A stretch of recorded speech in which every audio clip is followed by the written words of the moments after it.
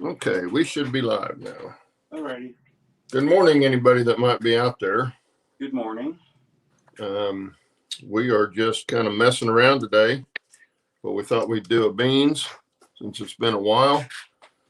I'm in the process of building this kit. I got this used.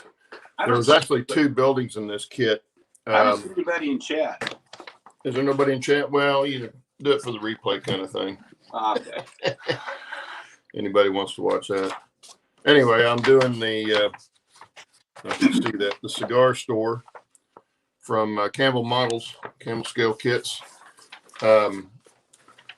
It's a fairly small one. This, like I said, this actually had two buildings in it in the kit originally, but when I bought it, it only had the one, which is all I wanted anyway. So it's an interesting little building. It's got a diagonal door in it, and this is going to go up, I think, in the mining district. I haven't decided what I'm going to make this yet. They give you several placards for putting signs out in the front. One of them's boots, one of them's cigars, guns, clocks, and the other one is spice shop. Steve knows about those. I do. Hey, good morning, Jim Charlton, PVR, and Lynn McCurdy. Oh, hey guys, good morning. Good to see you. And yes, my stove is nice and warm. Well, it's cooled off here, but it's not cold. So, in fact, I played golf yesterday in short sleeves and shorts. And it was cloudy most of the day, but it was still comfortable. It's still around 72. Well, it's definitely October here. So anyway, that's what we're doing. I'll try and keep an eye on chat, but I don't wear my glasses when I'm building on the bench. Well, I can do that. I'm going to be messing with the engine anyways. So it's a little tougher for me to keep up with chat, but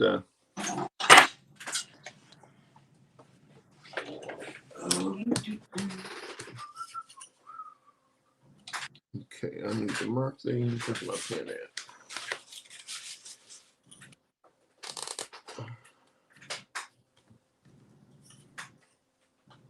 The good thing is it doesn't take any time to heat this place up. Yeah.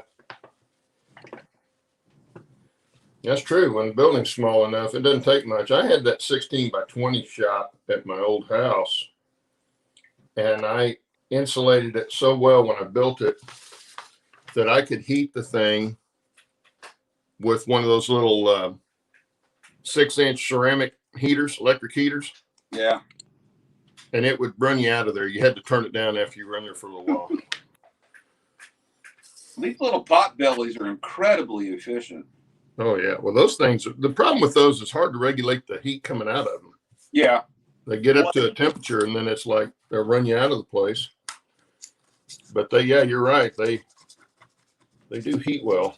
Well, it's not, it's not airtight, so it burns wood like crazy, but it does put the heat. Hey, good morning, John, Schuylkill River Valley. And hey, John, good to see you. And Lee.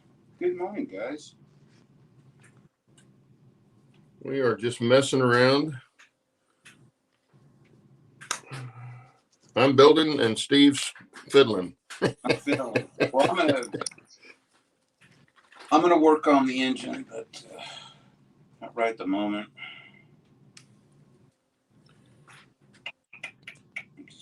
Okay, that shows that like that.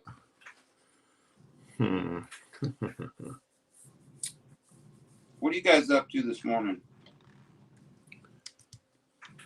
Let's see who. Somebody was running trains. Where did I see that? Somebody's running trains? Somebody was running trains. Who was that? I need to get to that. I saw that. Where'd it go? I don't see it now. I hate this tablet.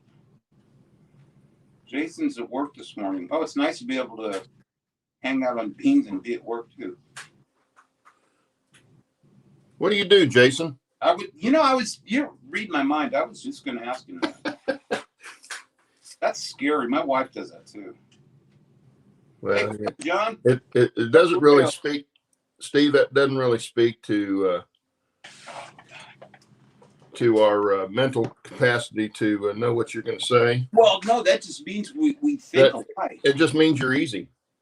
Yeah, I ain't cheap though. No, that would be me. I can be had though. I would be the cheap one. You're a network administrator. Network administrator. Oh boy, sounds kind of like what my daughter does. She works for I don't even know what they call it. It's a group of lawyers all over the country, and they're kind of a reference. They coordinate the references for, I guess, for smaller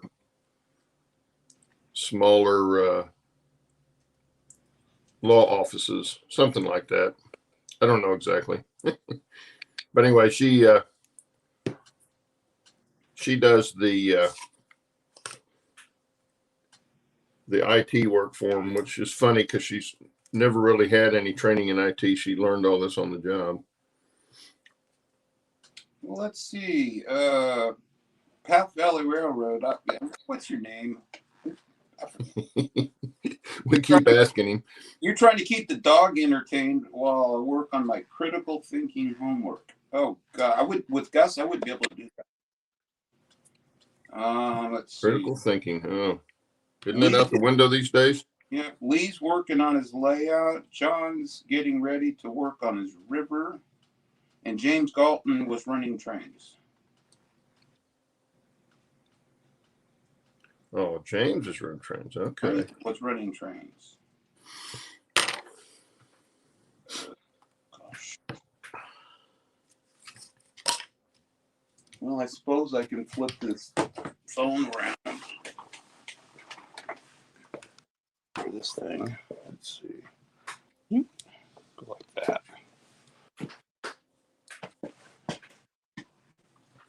Okay, what I just put on there were the joists for the flooring. Where is this? There we go. For this little kit. Yeah, see if I can kind of show it to you there. That's kind of what the kit looks like. I got to get the windows in it. I've got them all painted and everything. I just need to put them in. This building was covered with the roof shingles that Campbell's puts out. And of course here you can see get it up here closer where you can see it maybe. If it'll focus. The roof shingles on these. Well, the siding is the same stuff. Maybe this side might be better. Get it in front of the camera.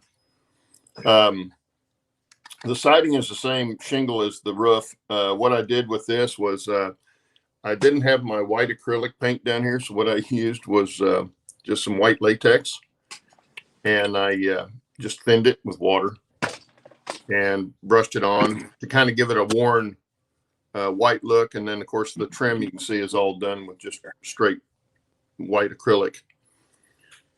But it gave it the effect I was after, so call it good. This building's going to be on the upper level and probably a little tough to see in most cases. Well, let's see. I'm going to put the earbuds in so I can hear.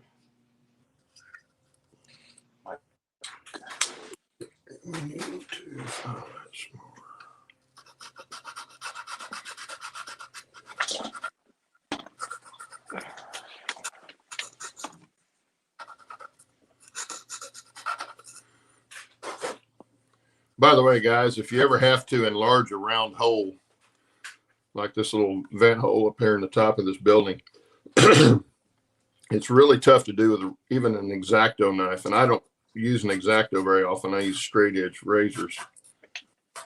But round rat tail file works wonders for enlarging a hole.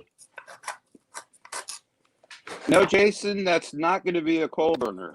John originally set it up as a wood burner, but I'm burning propane because Train Mountain doesn't allow. I'm looking at Path Valley and saying Train Valley. That's a new railroad. Yeah, that's the bottom of the hill. That's the bottom of the hill. Yeah. Yeah. No, they don't allow solid fuels. So everything's got to be propane up there. And honestly, coal is, well, first of all, you can't get it on the West Coast. Some guys still do burn it, but you have to order it, and it costs a fortune, and it's really dirty. It's really messy. Yes, it is. It's really hard on the engine because, you know, all that soot and stuff gets in the bearings. And so, but yeah, propane is much cleaner, much easier. It's kind of like a barbecue. It's on off. You know, if you need more fire, you can just turn it up.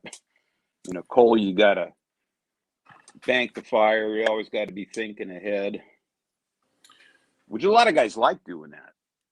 Honestly. Well, if you go up to the narrow gauge trains where they're still running coal, and I think they're kind of going away from it. You know, Durango Silverton bought the two Alcos from White Pass lines, and they're using those in high fire season. But they still run some coal, and there's nothing like riding a train behind a coal-fired engine. Oh yeah, it's just really cool. Well, there's a nice smell. You know, coal has a very unique. Yeah, you get the smell. You get all the soot. You gotta really. They tell you it's a good idea if you don't wear glasses to wear protective glasses. Oh sure. Because the cinders do come back and they do get in your eyes. But to me, that's part of the trip. Yeah. Don't mind me. I'm just getting some coffee. Well, I'll tell you, go on YouTube and watch some of these guys that fire on coal, and they're dirty. They're messy. That's. Yep.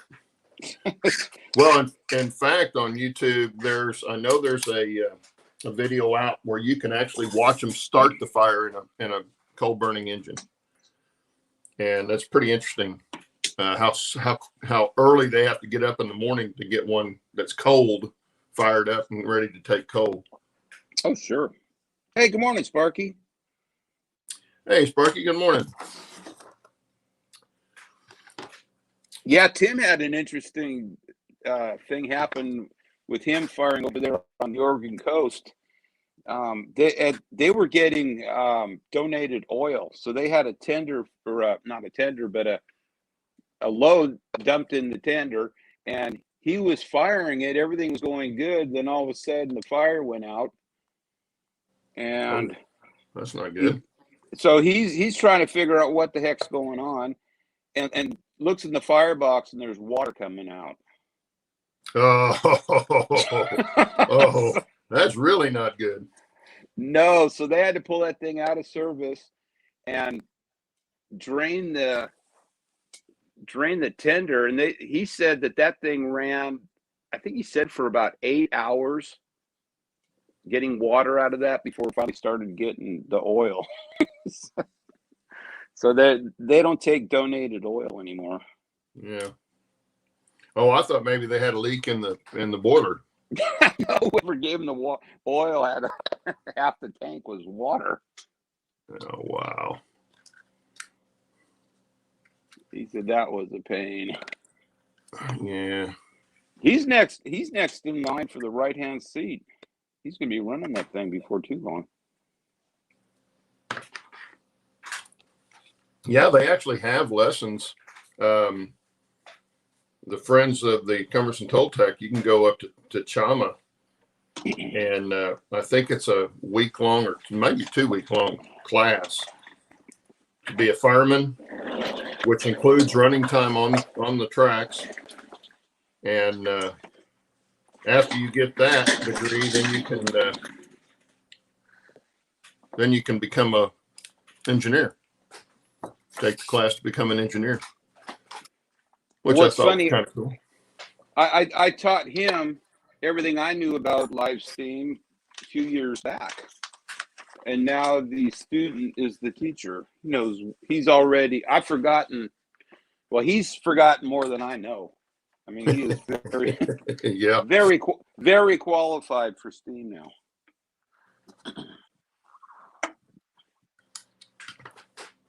Yeah, And I looked into it up at Chalma, but it's I think when I looked at it a couple of years ago, it was like $4,600 for each class. And I'm thinking, you know, I don't know where I would use that. Because not like you can just walk up to some place that has a coal-fired engine and say, hey, I'm qualified to be an engineer on this. Well, the best thing that Tim did was start volunteering out at the railroad, you know, working on track, you know, asking whatever he could do to help, and didn't flaunt the fact that he was, you know, knowledgeable about steam. But, it, you know, as he was talking with everybody, with the, you know, it started slowly coming out. He didn't put it forward. And that, you know, that's the best way to get on someplace like that. Don't be over enthusiastic. Yeah, don't be going in saying, hey, I know how to do all this. I want to be an engineer. Okay, show me how to do, you know, it's like, no. Go out there and, you know, do all the grunt work and build track, build turnouts, volunteer on the train. And they ended up, you know, he was a conductor for a while, and then more of his knowledge came out. And hey, you interested in being a fireman? And he goes, okay. There you go. So that's how you do it, guys.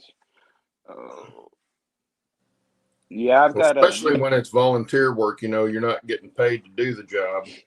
They're always looking for well, the good thing is it's going to turn into actually an employment. They're going to hire him on as an employee, so he's going to start getting paid for it. Oh, well, sure. I think that's the way the engineers are, because like the Cumberson Toltec is owned by the states of New Mexico and Colorado, because it is on both sides of the line. But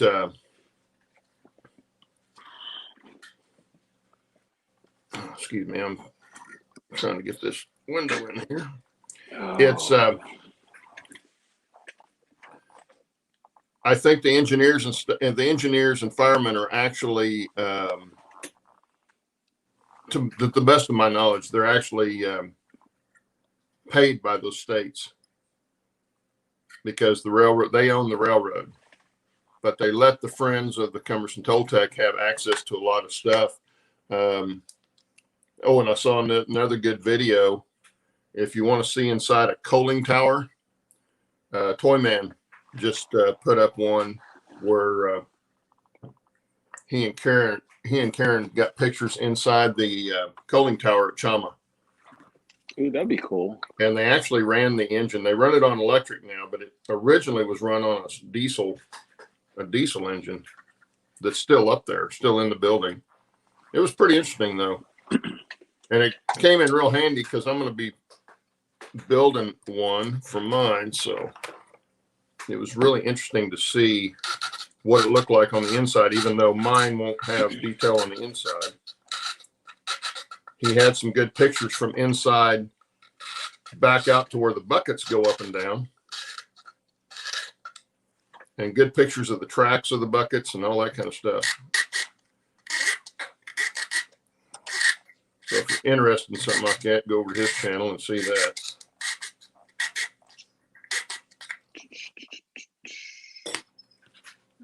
Okay. So what's an inch and 3/8 and half an inch? I don't know. What's an inch and 3/8 to you? No, an inch and 3/8 plus a half. Okay, guys, come on, math. Come on, all mathematicians. Give me those quick numbers. Inch and 3/8 plus a half? Yeah. Is that what you said? Inch and 7/8. Inch. You sure? No. Okay. Hang on a second. Let me look at my ruler here. Let's see. Inch and 3/8 plus a half. Yeah. Inch and 7/8. Okay, good. I'm gonna hold you to that. Yeah, I thought that's what it was, but double check. Inch and 7/8.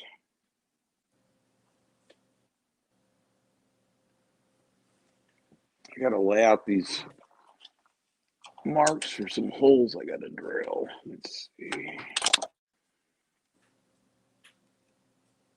This is another one of those things where you better get it right the first time. Well, I didn't know you're drilling holes. You didn't tell me that. Well, I've got to start mounting these running boards, and I can't mount the running boards until I get the back supports on, and I'm gonna have to make those. I don't like the ones that John did because he did them out of stainless. I'm gonna do them out of brass, but I still got to make those. I made some wood mock-ups.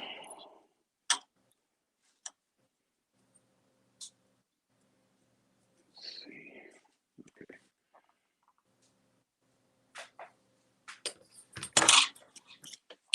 I made these guys. Where is it? This, like right here.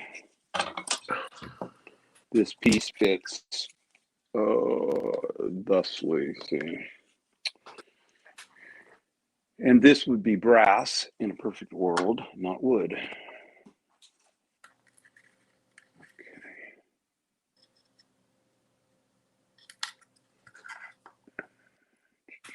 Because everything on this engine is built off the running boards. Well, that gives you a nice reference point. Yeah. And I made some mock-up running boards. Just like my brass ones, but they're wood. And see, if this would be brass right here, and where's my clamp? I don't know where my clamp is. What did I do? There it is. Later, Jason. Boss is coming. He's got to run. Yeah, don't get in trouble with the boss. Nope.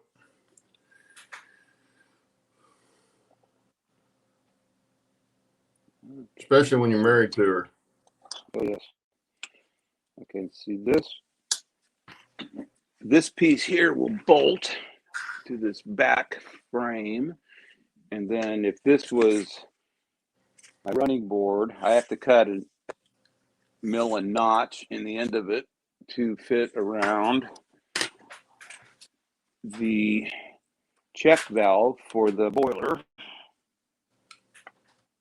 inlet up front, and then it would mount to the back of this plate that I need to build.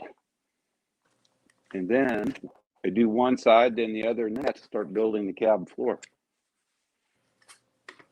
This has got it. Let's see. So,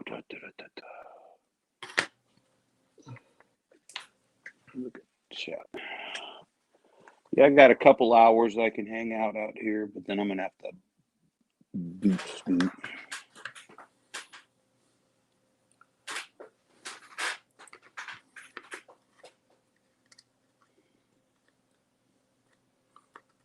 Measurement was confirmed, by the way. Yeah, I see that. Yeah, that's good.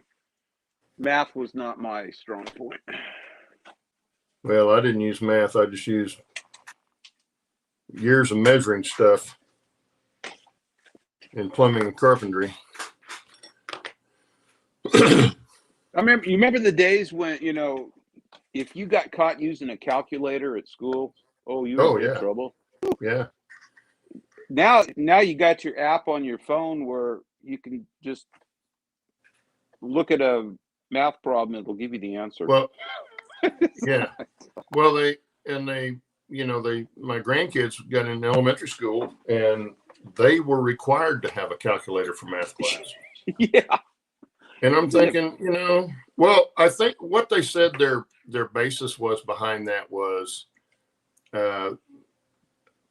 for adding, subtracting, that kind of stuff and doing the basic stuff. And I'm thinking, but the basic stuff is the footwork or the foundation of mathematics. Exactly. So Don't you remember have to learn that? You know. You remember the old Manila Peachy folders that had the times tables on it? Yeah. Yeah. Okay. Kind of went with the Big Chief notebook paper. Yeah. And that great big pencil that was like a tree trunk. Yeah. Remember those? Yeah. Little tiny hands and big fat pencils. Big fat pencil and great big lines on the ruled lines on the paper. Let's see. Okay, let's see here. I need to put windows in. That's what I need to do. Where's my window material? Okay, I need to. Now I'm gonna have to cut a piece of brass. Oh, this is the scary part.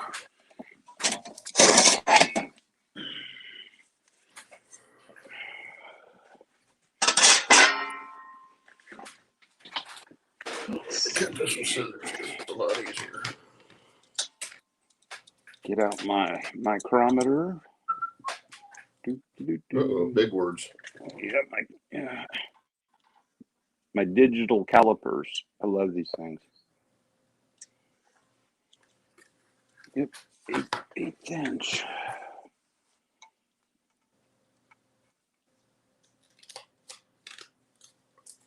$7.64. That's not an eighth. No. It's close. It's close. I think that would qualify as an eighth, though. Close enough. Close enough for your for the girl you go with. You ever buy a tool and then that you never had before, then wonder how you never got by without it? Oh yeah.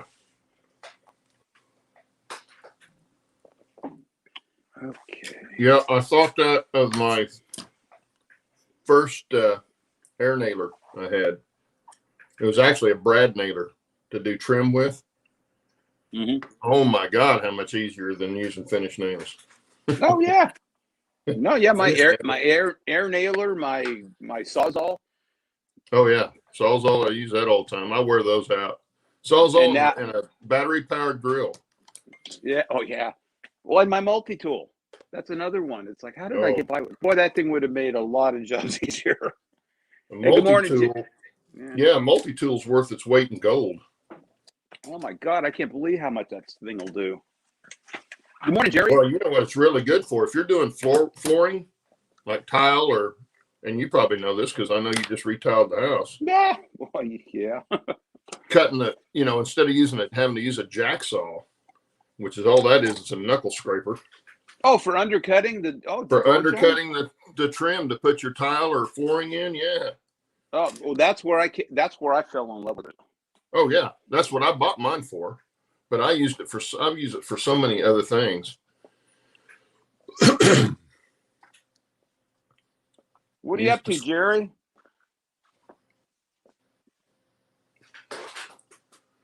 Oh, and John's here. Grandpa Rails. Yep. Yeah, you did a long talk, Jerry. What was it, 3 hours? Something like that. I saw the replays, like 3 hours. Holy moly.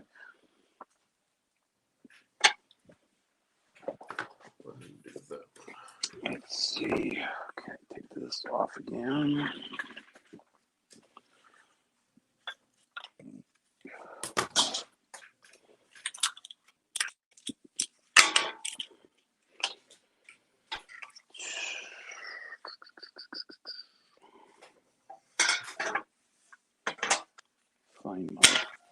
By the way, guys, the glue I'm using, and you can't read it because I've got it all rolled up here, is that E6000. That's good stuff.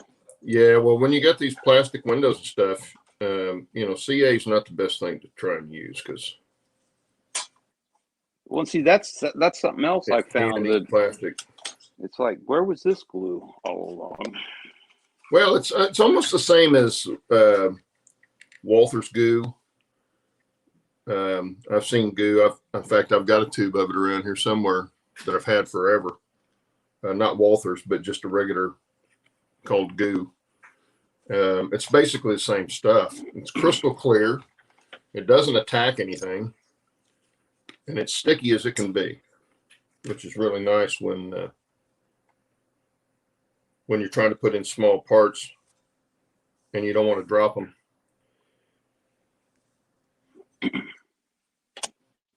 But it's really good for putting these acetate windows and stuff in.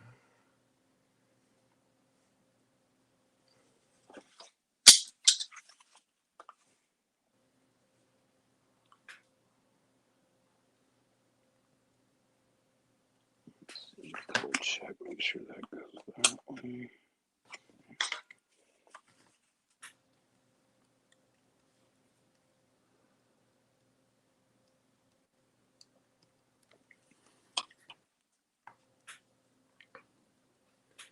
And this little apron I've got on, a place on eBay sells these called, well, you can go to www.bearcreekmodels.com, and they sell these. They sell, excuse me, I think they sell some re-railers. Ooh, I need those. They do have some other stuff on there, but this little apron is really neat because it velcros to the front of the desk, underside of the desk. It comes with sticky side Velcro, and you put that on the underside of your workbench, and then the end of the apron has Velcro on it, and you just stick it on there, and it keeps you from dropping everything. It ends up in your lap instead on the floor. And man, what a lifesaver. For me, especially, since I'm butterfingers all the time. I would end up losing the apron. Well, if you stick it to the table, you wouldn't. You want to bet? I even cut. It does have straps where you can tie it on the back and wear it like a regular apron. But I leave mine attached to the desk and just pull it off my head. So all I'm using is the neck strap, and I'll just hang it up here when I get done. But it has a little pencil pocket here or a ruler pocket, whatever you want to put in there. I hang my glasses right here when I'm working on the bench. I am going to mute myself because I have to cut some metal on the bandsaw. So, and it'll be noisy. Well, we appreciate it. Yes. Where's my mic?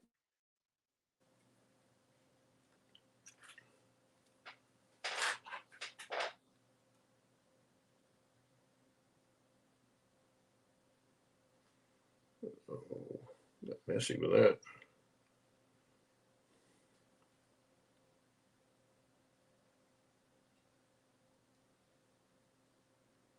I always cut my acetate oversize and glue it to the back of the wall instead of trying to get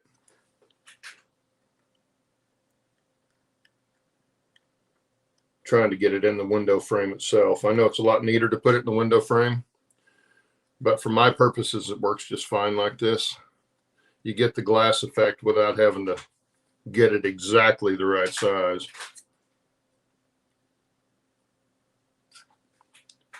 And like I say, since this particular building is not going to be lit from the inside, it's really not going to make a lot of difference anyway.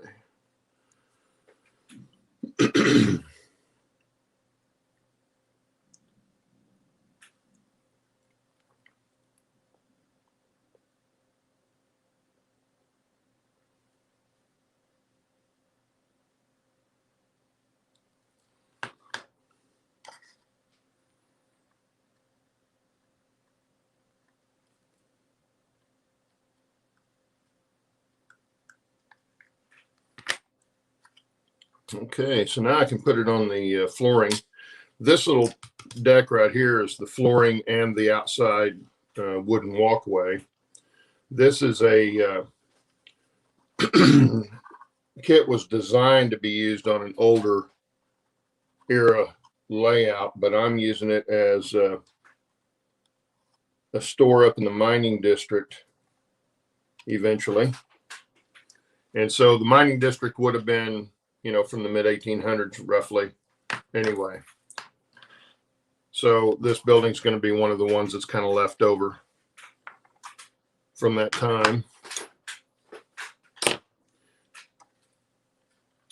And that's one of the nice things about doing a layout that's not strictly prototype. You know, you're based on a prototype, but you can do whatever you really want to do, which makes it much easier to come up with stuff. Instead of trying to selectively compress things, I can just build them that way and say, hey, that's how it was going to be.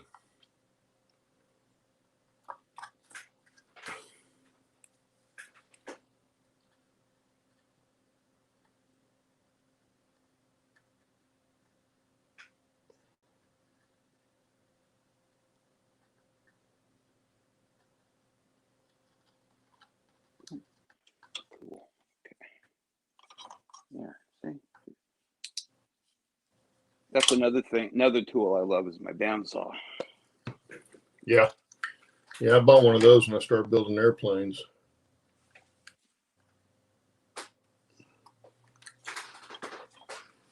I'll tell you that little 1-inch belt sander that you talked me into getting for building turnouts, I use that thing all the time now too.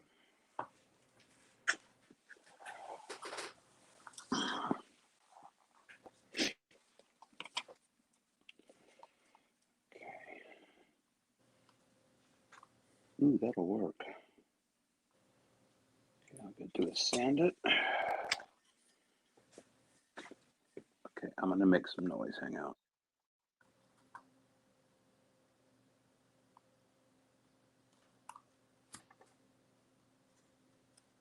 Let's forget that. I have to,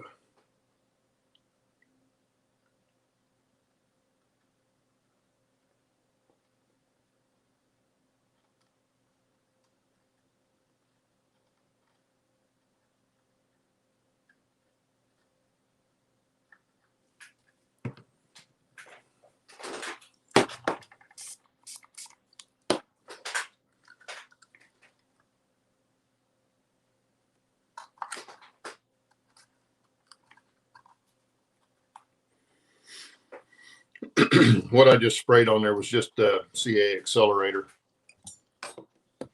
So I don't have to hold this forever because I use medium CA. It's a little easier to deal with. The thin stuff runs so much. It has its place, but it can be really messy.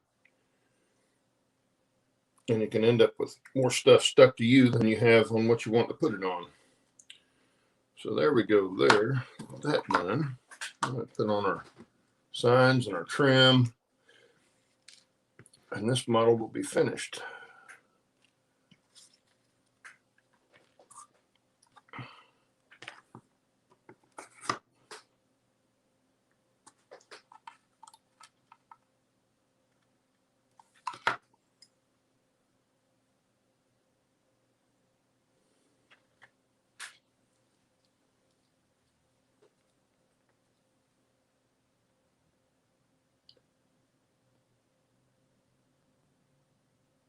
The other nice thing about this E6000 is it doesn't take very much of it to stick something. And it cures fairly fast, but it's not instant. But it's got such a good grab quality to it that once you stick something on there, like this little piece I'm putting on here, it stays. And then by the time you have to do anything else to it, it's going to be dry. So, and of course, it doesn't dry hard. It dries to a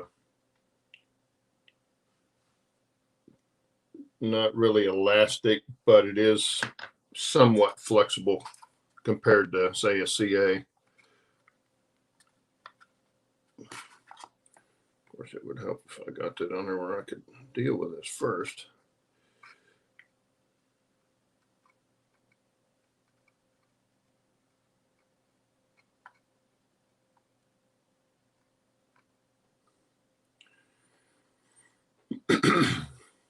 And of course, I don't do this, guys, to pretend to tell you how to do something in model and kit building. I would refer you to Michael McCarville for that sort of thing.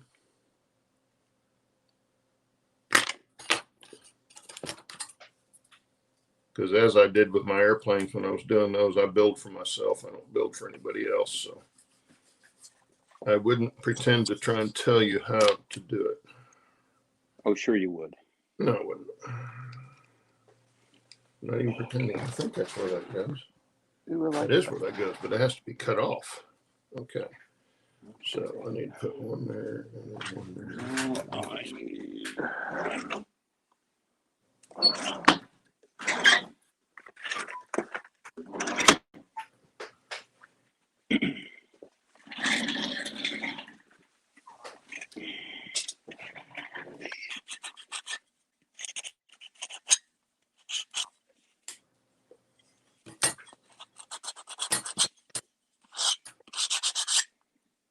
Now, we'll tell you one thing that is very, very, very helpful tool for model building or kit building are a foam emery board. It's got a foam cord with emery board on either side, and these things are fantastic for working with wood models or plastic models for that matter. This is plastic I'm getting ready to file here, or sand off the bottom. You can use files too, but in a lot of cases, the emery board works a lot better. Okay. And you can get these if you can't steal them from your wife. My wife does her nails, so I get all her used ones, which are still plenty good for what I need. But you can get these at a beauty supply store and probably a drugstore.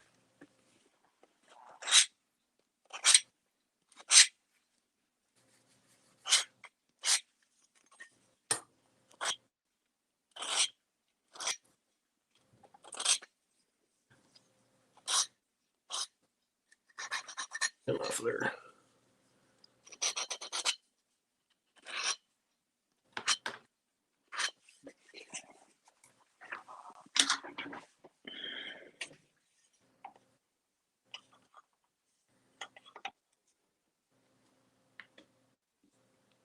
Ooh, I like that. That'll work.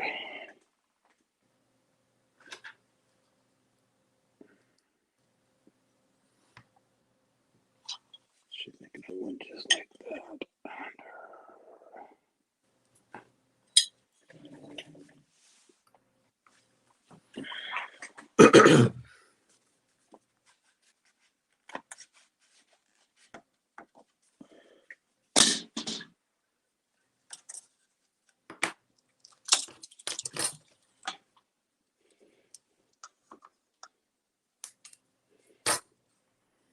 Now, let's hope I didn't cut that one short. Okay. Hey, look at there. You're lucky every once in a while. Hey, good morning, John. Our favorite pilot. Hey, John. Welcome. Good morning, good evening, no matter where you're at. I guess you stay in the northern hemisphere. He stays where it's warm. You know, he goes to Aspen and Alaska. Yeah. I'm just kidding.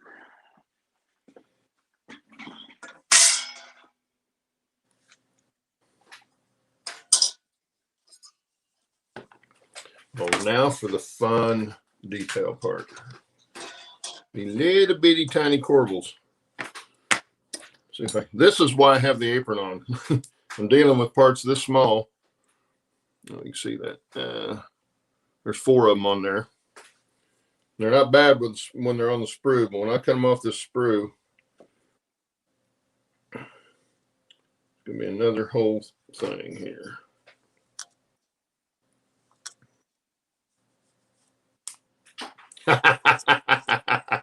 You guys can guess what happened. I put the piece I was cutting off in the spring-loaded tweezers, and the rest of it on the floor.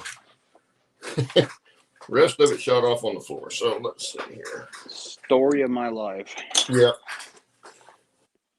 Best laid plans. I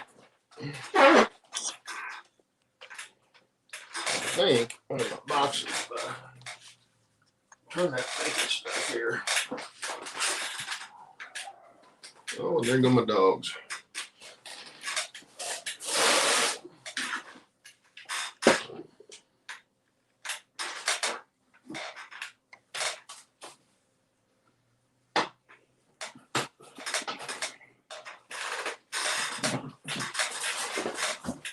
wonder, where are my running boards? What the hell do they do with those? There.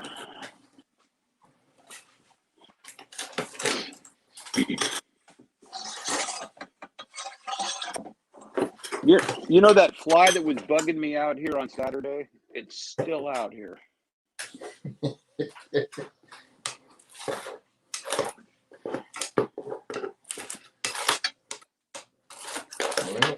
I thought it went in here, but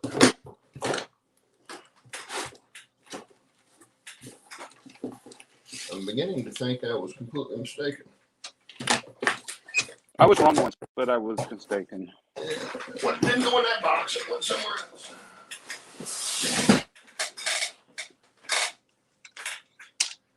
Oh, great. Oh, there it is.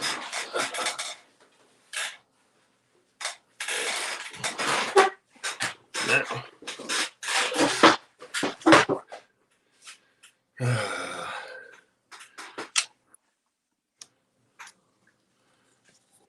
And that's why the title of today's show, Fun and Mayhem. Because anytime I'm out here, it's usually mayhem.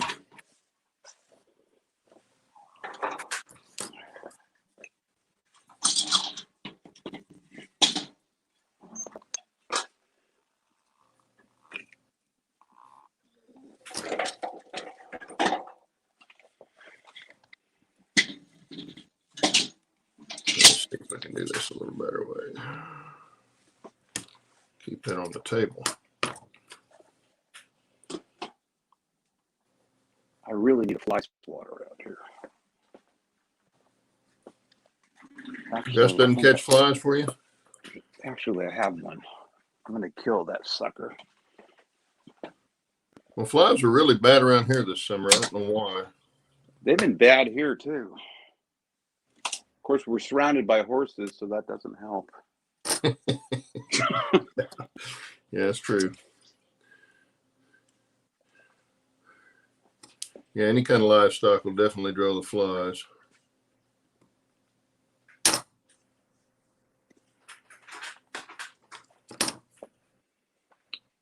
Okay, I'm going to mute you. I'm back to the bandsaw. Oh, boy. And I'm going to put my glasses on and read chat. Hey, Jerry. Good to see you.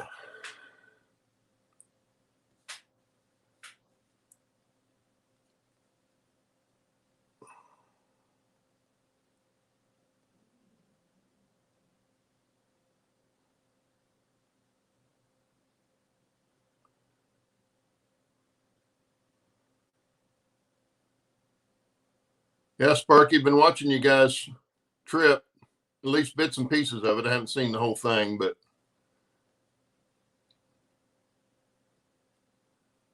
Flagstaff's a neat area. We're going to stay there next year on our way out to see Steve. We're going to stay just north of Flagstaff so we can get up in the morning and go to the Grand Canyon.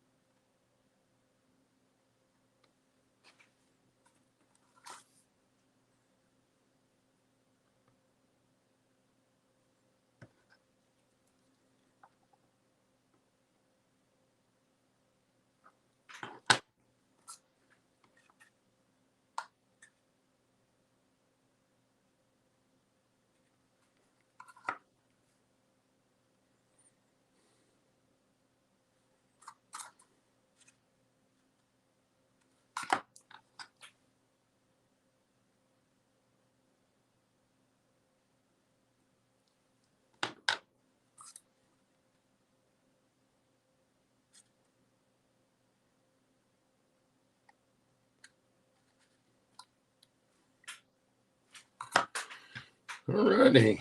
I think. Oh, nope, that's not the end of it. I still have to put on the stovepipe. Okay, this goes in the back. Right there, in that area. B12 and B29. Okay.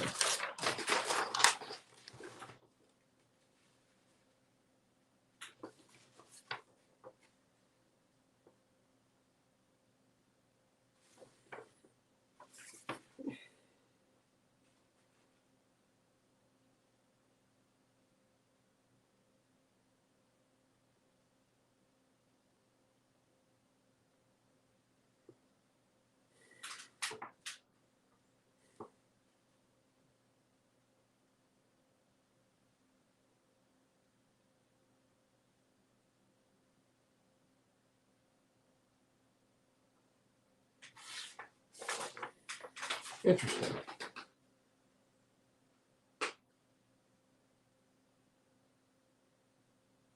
I'll show you something different than what they say.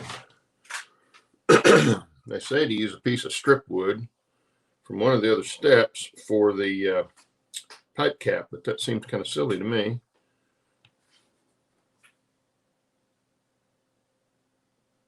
So that's not going to happen. I don't know how in the world that's ever going to go on there.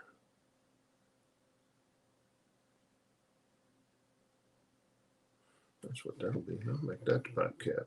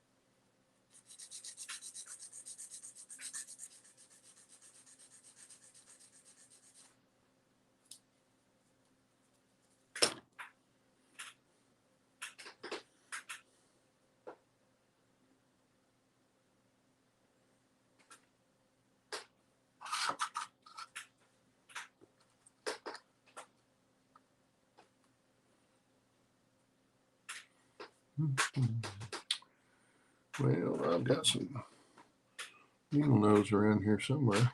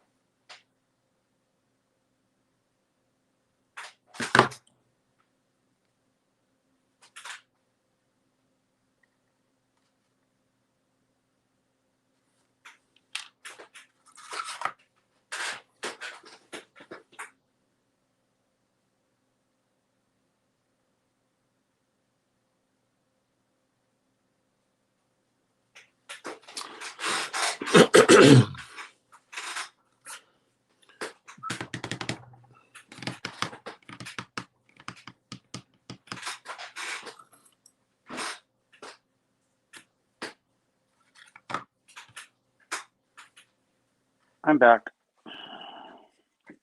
Okay. Okay, no. Oh, I tell you that saw cuts through this brass like butter.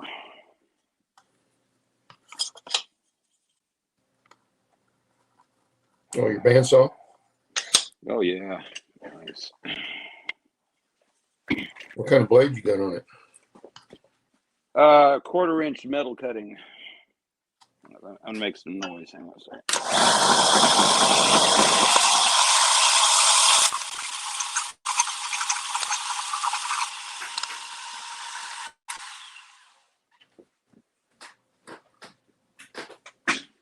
Okay, where's my square? There's my square.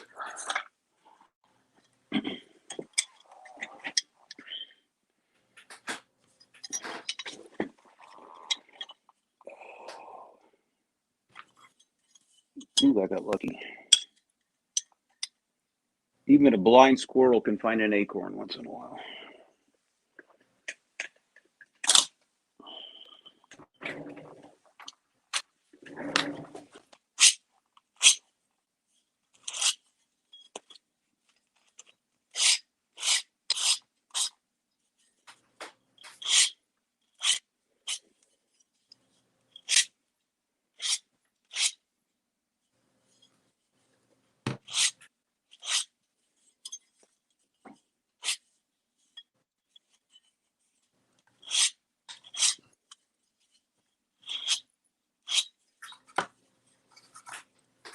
Okay, now I guess I'll find that cap.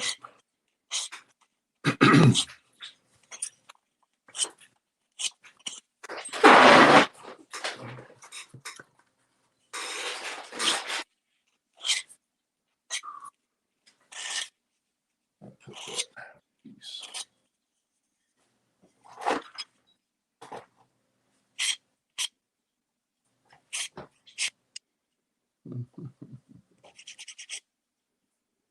Okay.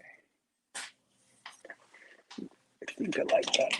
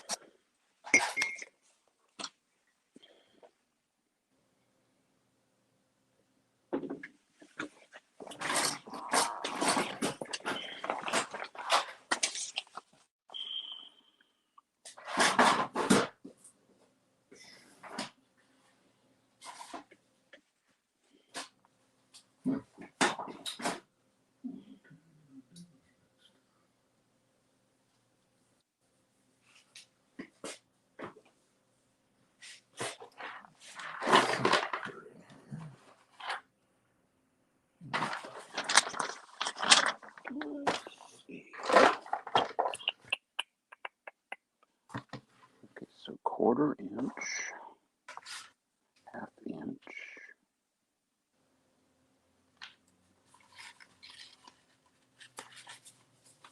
Okay, cool.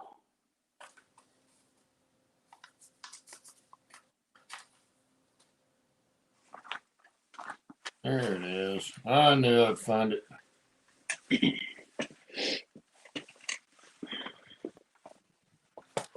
Just forgot what junk pile I set it in. Yeah.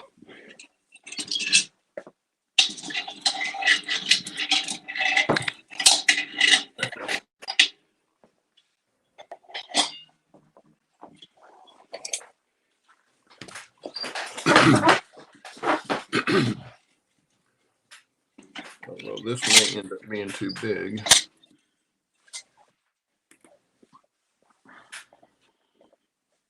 Yeah, that'll work. That'll work most excellently. Most excellently. Yes.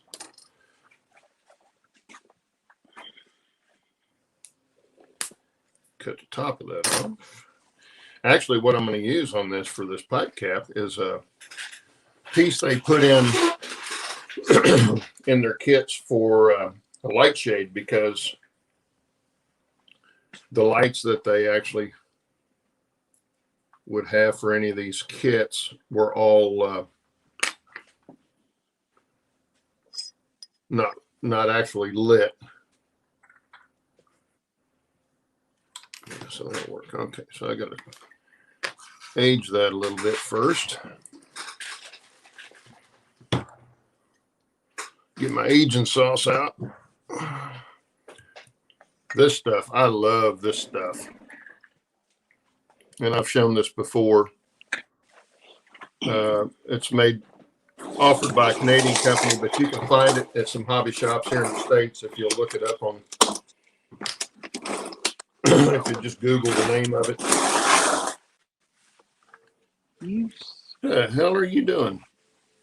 Oh, I'm trying to find my little tiny screws. I think they're out here.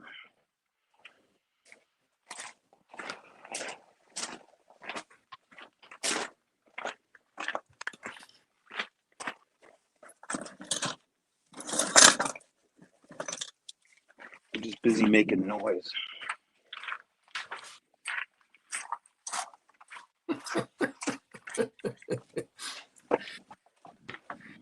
Sound like you're eating corn chips or something. Walking on gravel.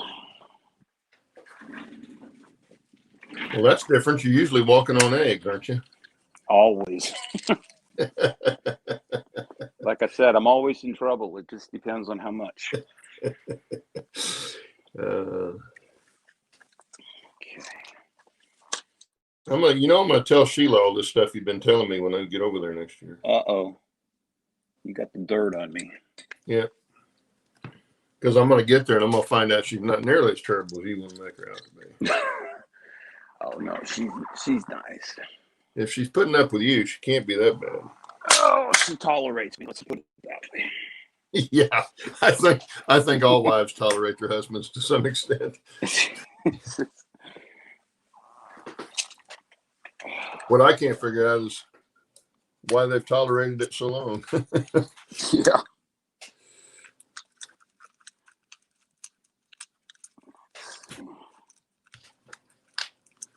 Wish I knew what size these screws were. I need a little bit of black on that. I think I will do that.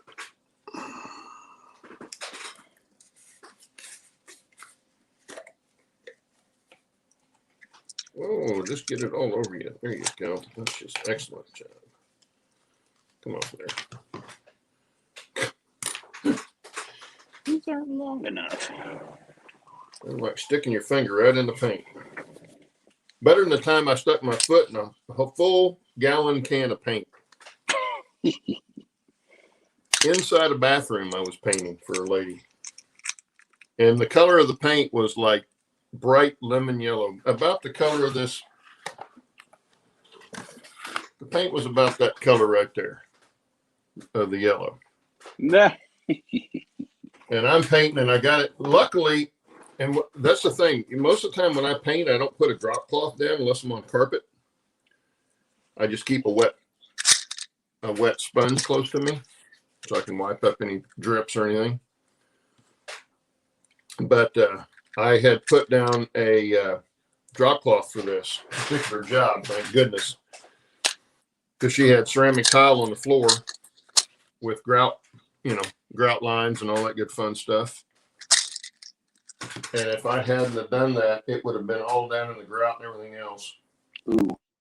Yeah. I was up on a little step stool painting the edge of the ceiling. And I went to step down off the step stool. And of course, I'm pointing my toe back trying to feel the floor because I can't see where I'm actually stepping back to. And I put my foot right in a full can of that paint. That would have been a disaster. Yeah, well, it ruined my tennis shoes, that's for sure, that I had on. Luckily, it didn't hurt anything in the room, and I still had plenty of paint to paint with. But that was one of those, don't ever do that again. Never set the can of paint right behind where you're working.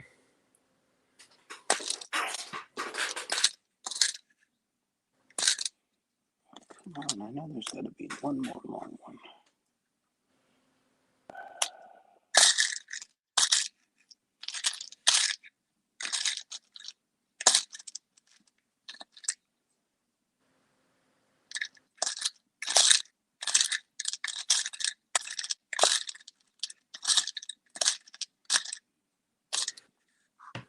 Okay.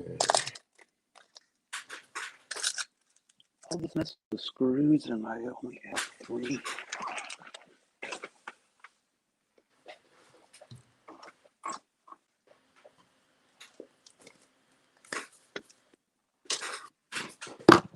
How can that be?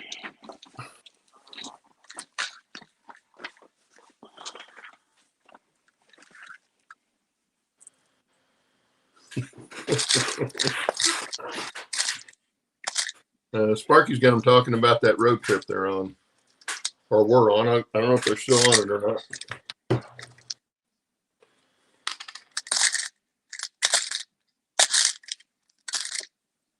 Yeah, Flagstaff was the simulator run that I trained on. The simulator was Flagstaff to Williams. Well, you know what's pretty area. Yeah, you know what else is in Williams?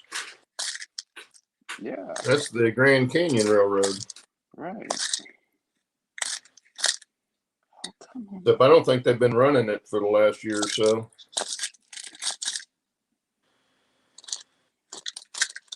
I could be wrong about that. But... Well, they're running diesel up there now. Yeah, they still got their steam engine, I think, but I don't know if it's an oil burner. I'm pretty sure it's probably an oil burner. Oh, they yeah, run it every now and then. I think they have special they're special all oil. times they run it. Yeah, I think it's what is it, the 4960? I think is the number, something like that. 4690. That was a state-of-the-art rebuild. Oh, I can't believe I don't have one more screw like this. I need. Well, I think that's it. I think she's finished.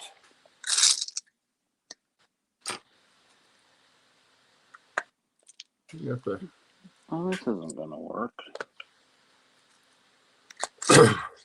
That'll be a nice little addition for the layout. If I use those. When I get up to the mining district.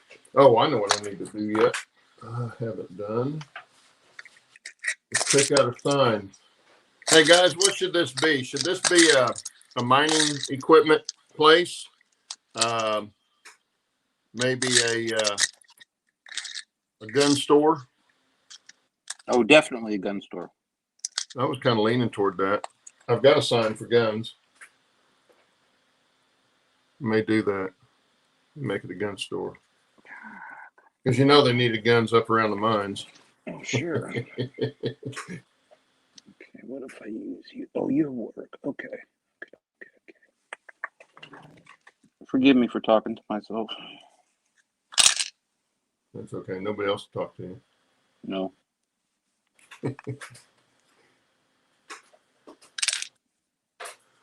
Oh, crow. Let's see. Yeah, I may put that on there later. Like that though. That came out well.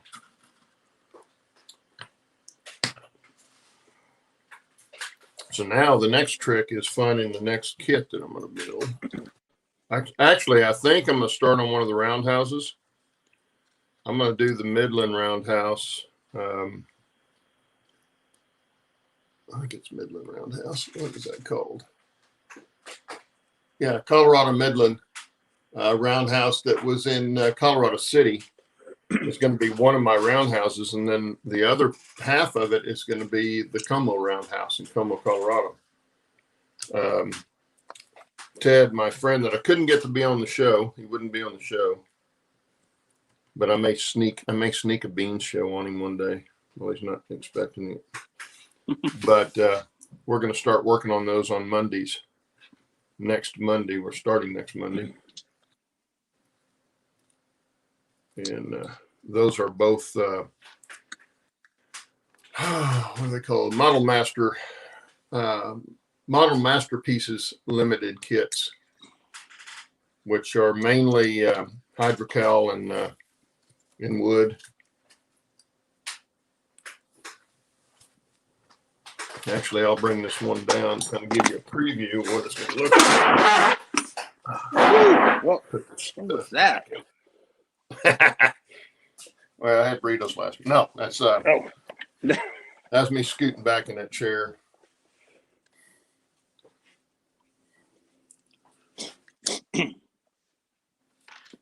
Okay.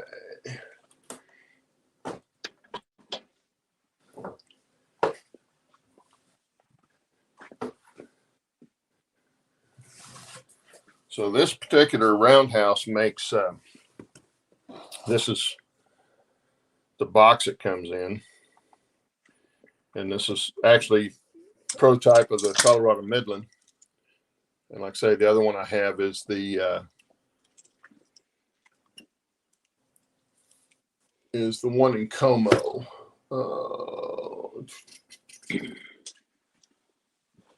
Three-star kit. I also have the Como boiler house and a horizontal boiler by the same company. Well, if I could find my pieces I was after.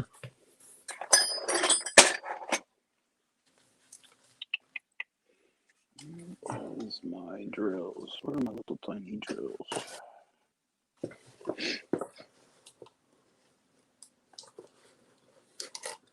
Where did I put that?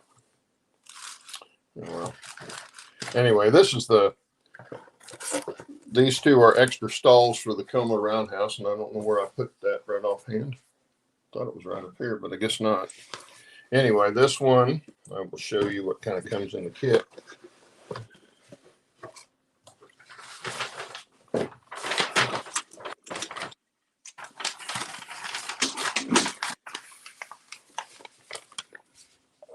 Where did I put my punch? Claude, where did I put my center punch? Are you sitting on it? Ooh, no.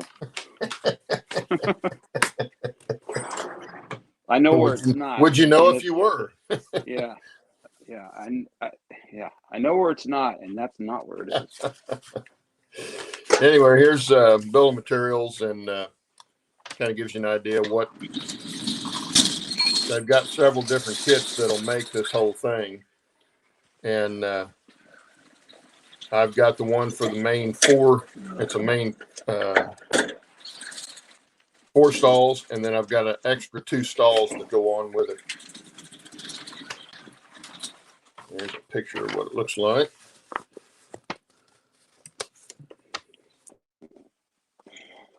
I even cleaned And this up. is what this kit is, and then I've got the extra 2 stalls that'll go on one side of it.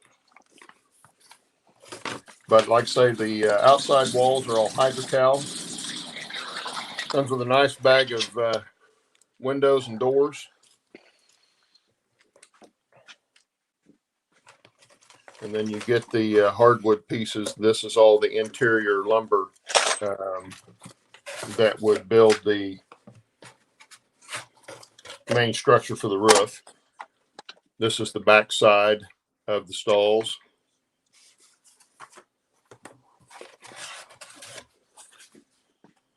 And that's the side right there. Oh, come here. Here's the other side. And then, side and then the front portals. These go across the front. And then they have some of these piers, like on here, will go in between the arches. And those are the doors, actual doors on it. But it's a nice kit. And the hydrocal, the thing I like about the hydrocal, doing it for doing rock or brickwork, it stains so well or paints up so well for looking like natural stone. I haven't decided exactly what color I'm going to go with yet. I'm tempted to go in and paint it varying shades, but that might be a little bit more work than I want to do. I just haven't decided yet. Anyway, that's going to be an upcoming project, an ongoing project also.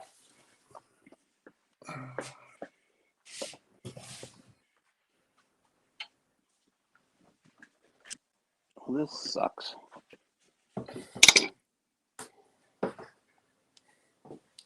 Yes. Can't find my punch. Well, that's not good. Oh, there it is. There it is. Okay.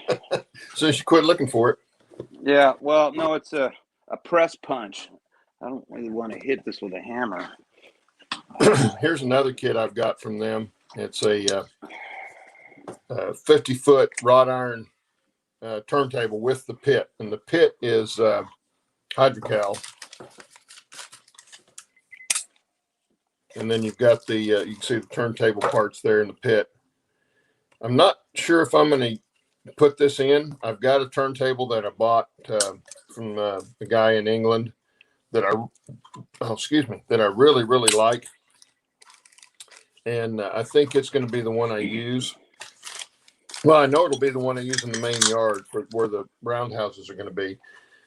But I haven't decided if I'm going to use this one, maybe up on the top town, on the top level. It's a possibility. I just haven't decided yet.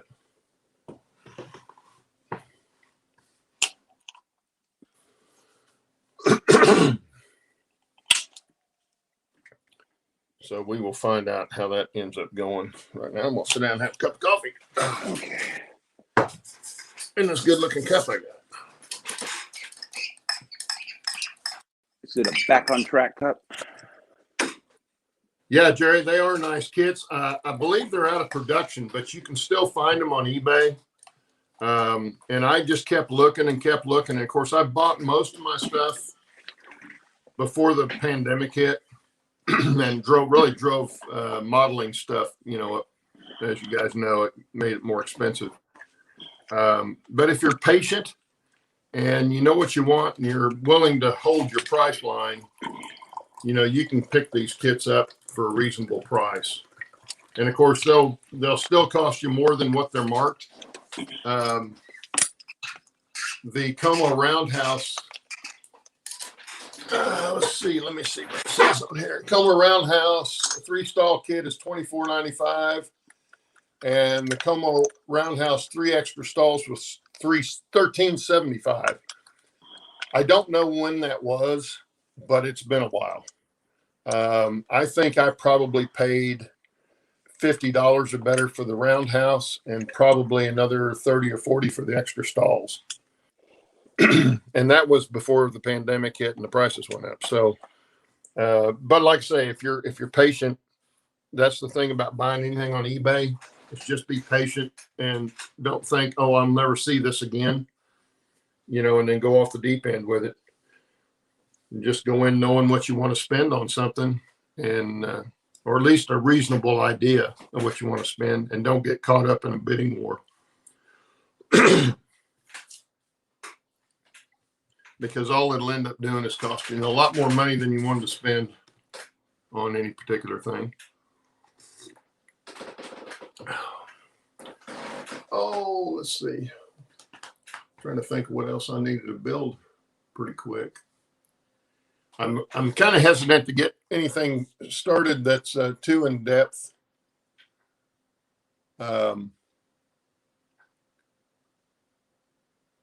Because I'm going to be starting that.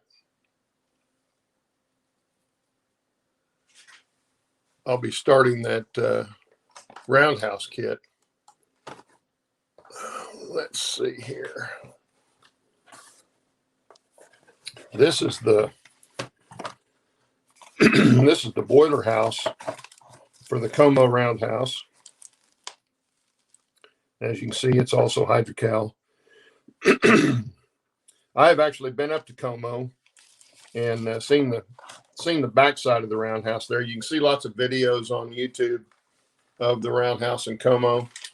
They're refurbishing. They've already refurbished the turntable there. They're laying more track. I think they're wanting to eventually get to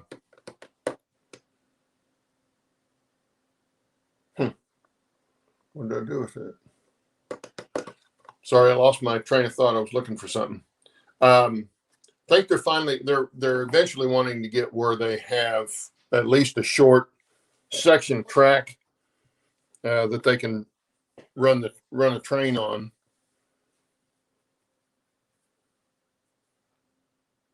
In fact, I think they've got a steamer that they keep in the roundhouse.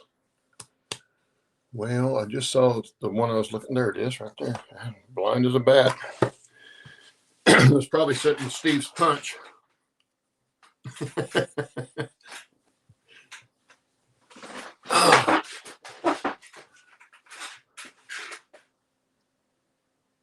Oh, he's muted himself, so he's drilling.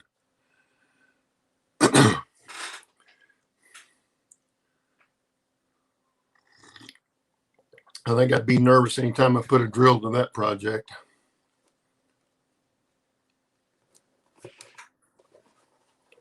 Yes, I am nervous. I would be.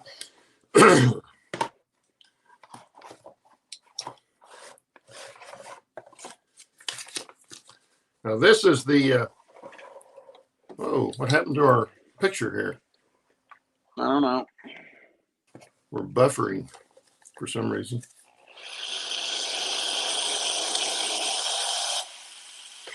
Oh no, Jerry, I've got a slew of kits to build. And that's not counting rolling stock.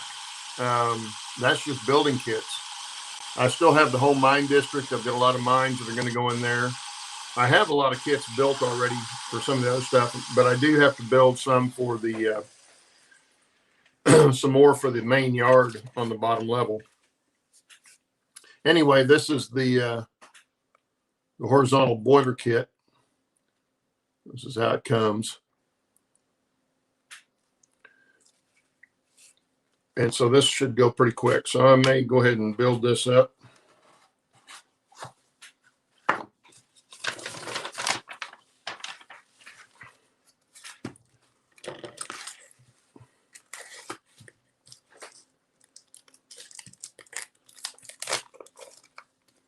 That's a solid piece of hydrocal right there. That's also hydrocal. And then all these are white metal, white cast metal. Before I pull those all out though, I'll read on here what I'm going to do with this.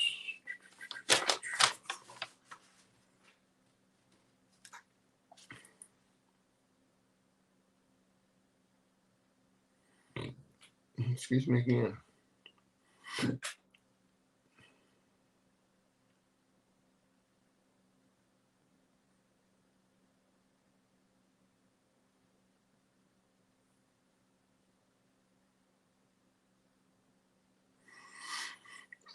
Typical instructions on getting started in your pre-assembly is they tell you to take all these out.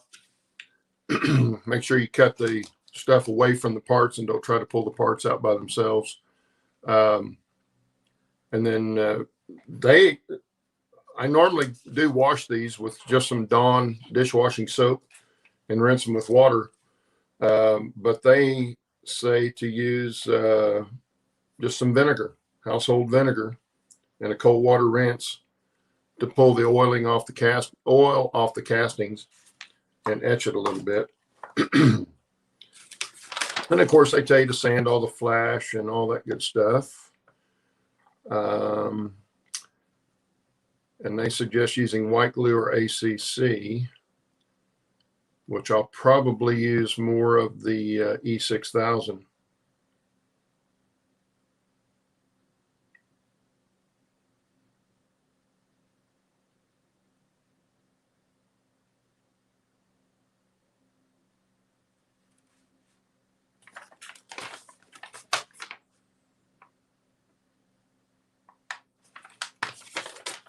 All right, so this is going to be pretty straightforward.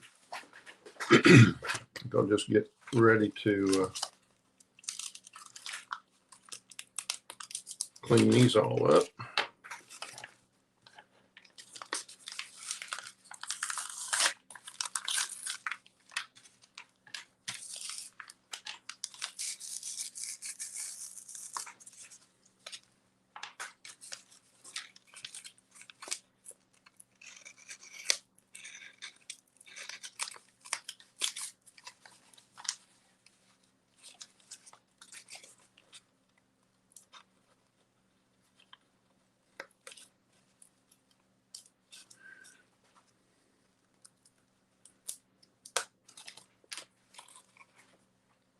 You know what I'm going to do is I'm going to put the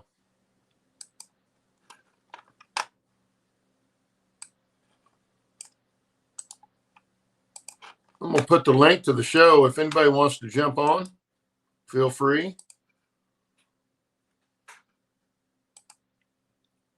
That's the link to the StreamYard. Feel free to jump on and laugh at us in surround sound. Yeah, why should we have all the fun? Exactly. Is that what they call this? That's what I call it. Oh, okay. Let's see. Yeah. This vacuum, when they vacuum pack these things down onto this cardboard, it holds them really well. That's the nice part. But boy, getting them out's not any fun.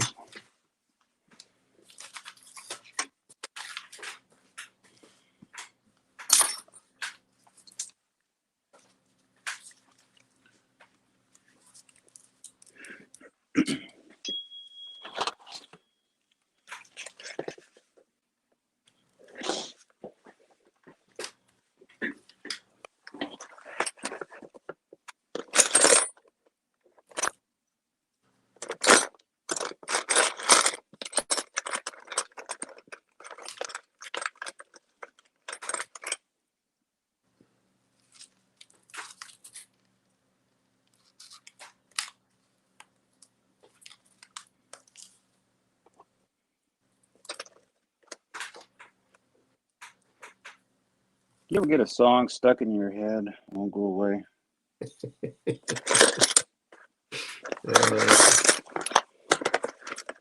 Gotta love John Denver. God bless him. I'm a country boy. Thank God I'm a country boy.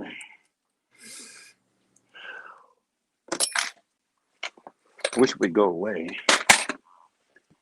Yeah, start. How about change songs to Rocky Mountain High or something like that? Yeah. You know, they used to play that in Colorado and Denver. Radio station used to play that every week at Friday quitting time.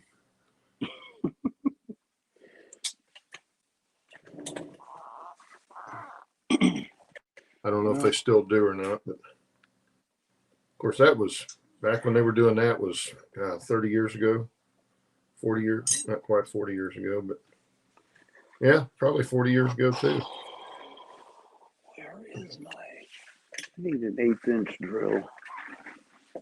I got some. Idea where that? You have any idea where that is? I've got some. You don't have a whole slew of drill bits? Sure, I can never find them.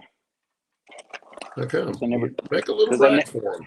Because I never put anything away. Oh, well, there you go. It's my fault. I'm pretty much like that. But for drill bits, I got tired of looking for them, so they're over by my drill press in a rack. In Iraq? In a rack. You got your drills in Iraq? Yeah. No, I did that, and then I lost them all because I don't put them away. Well, what happens to me is they get dull, and I don't replace them. I should just buy a whole new set of drill bits. Tiny parts.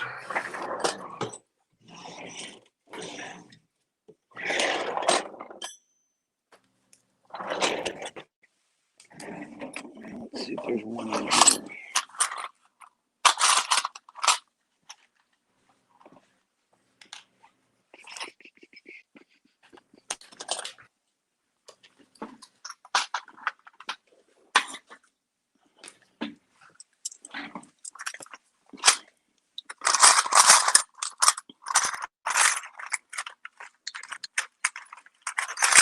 Okay.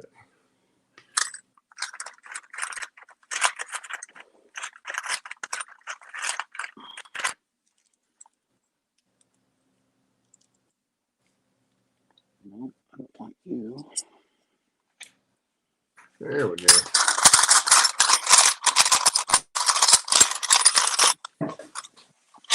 That mess. Ow, that hurt. Did you sit on your punch? No, I hit my head on the train stand.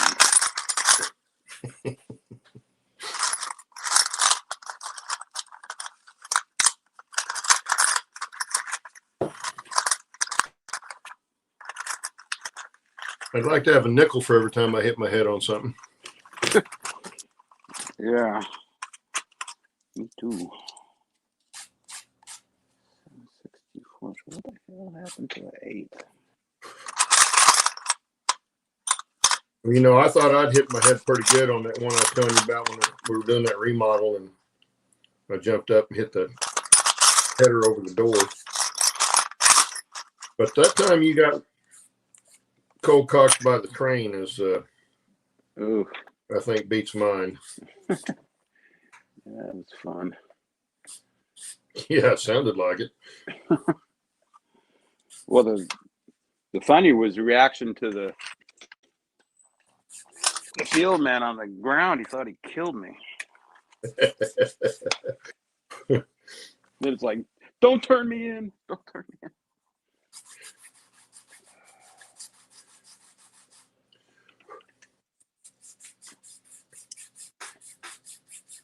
$764 is. Okay, that one will work. Okay, let's try that.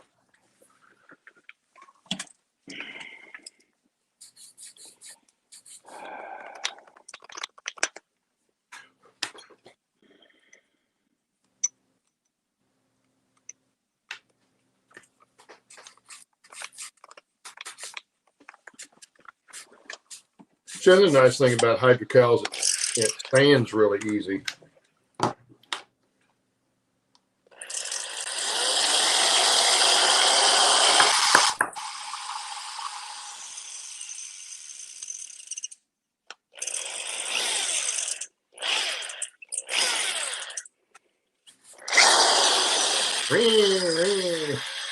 Yeah.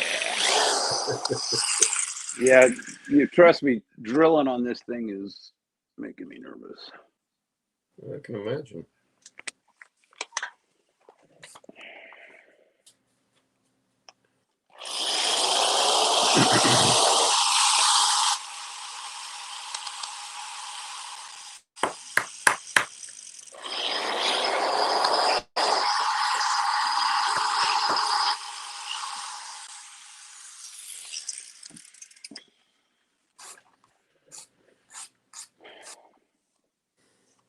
I always just resign myself to the fact that I'm going to screw up and put a hole where it's not supposed to be, and I'll just deal with it when it happens.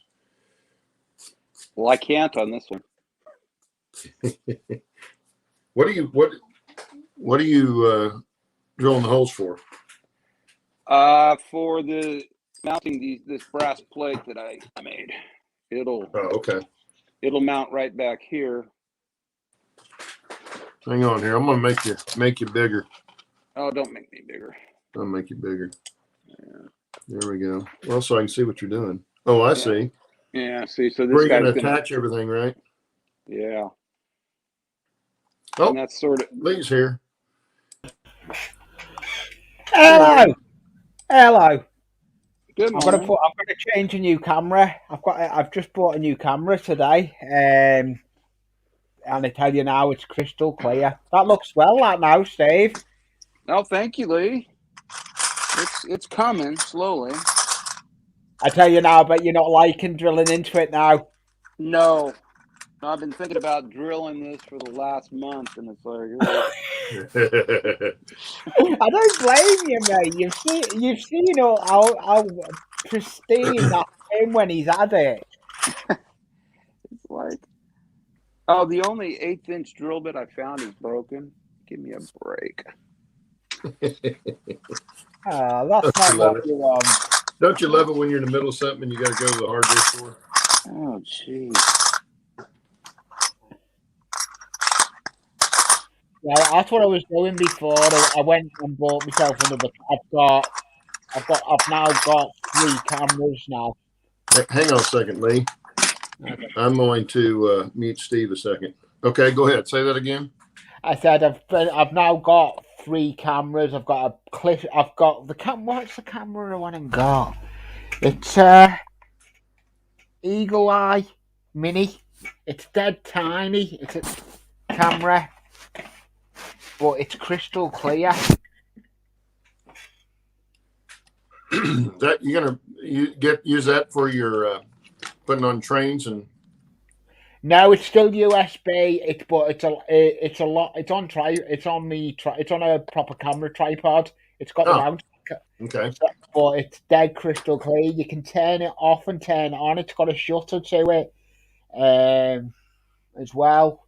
Yeah. I haven't put it on the layout, but I had it. I was messing around on the layout with it, and it is. Let me see if I can find the camera. Eagle eye. Oh, it's turned off. Oh, what's going on? There we go.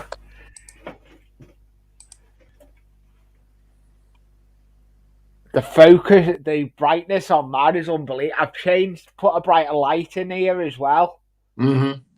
This isn't the loft layout. This is another layout I've got. Oh, this isn't the one in the loft? No, this is a 4x8 second layout I've got that I started over the lockdown. Oh, okay. This is there's a story behind this layout. A friend put it on, that my mum knows, put it up on Facebook.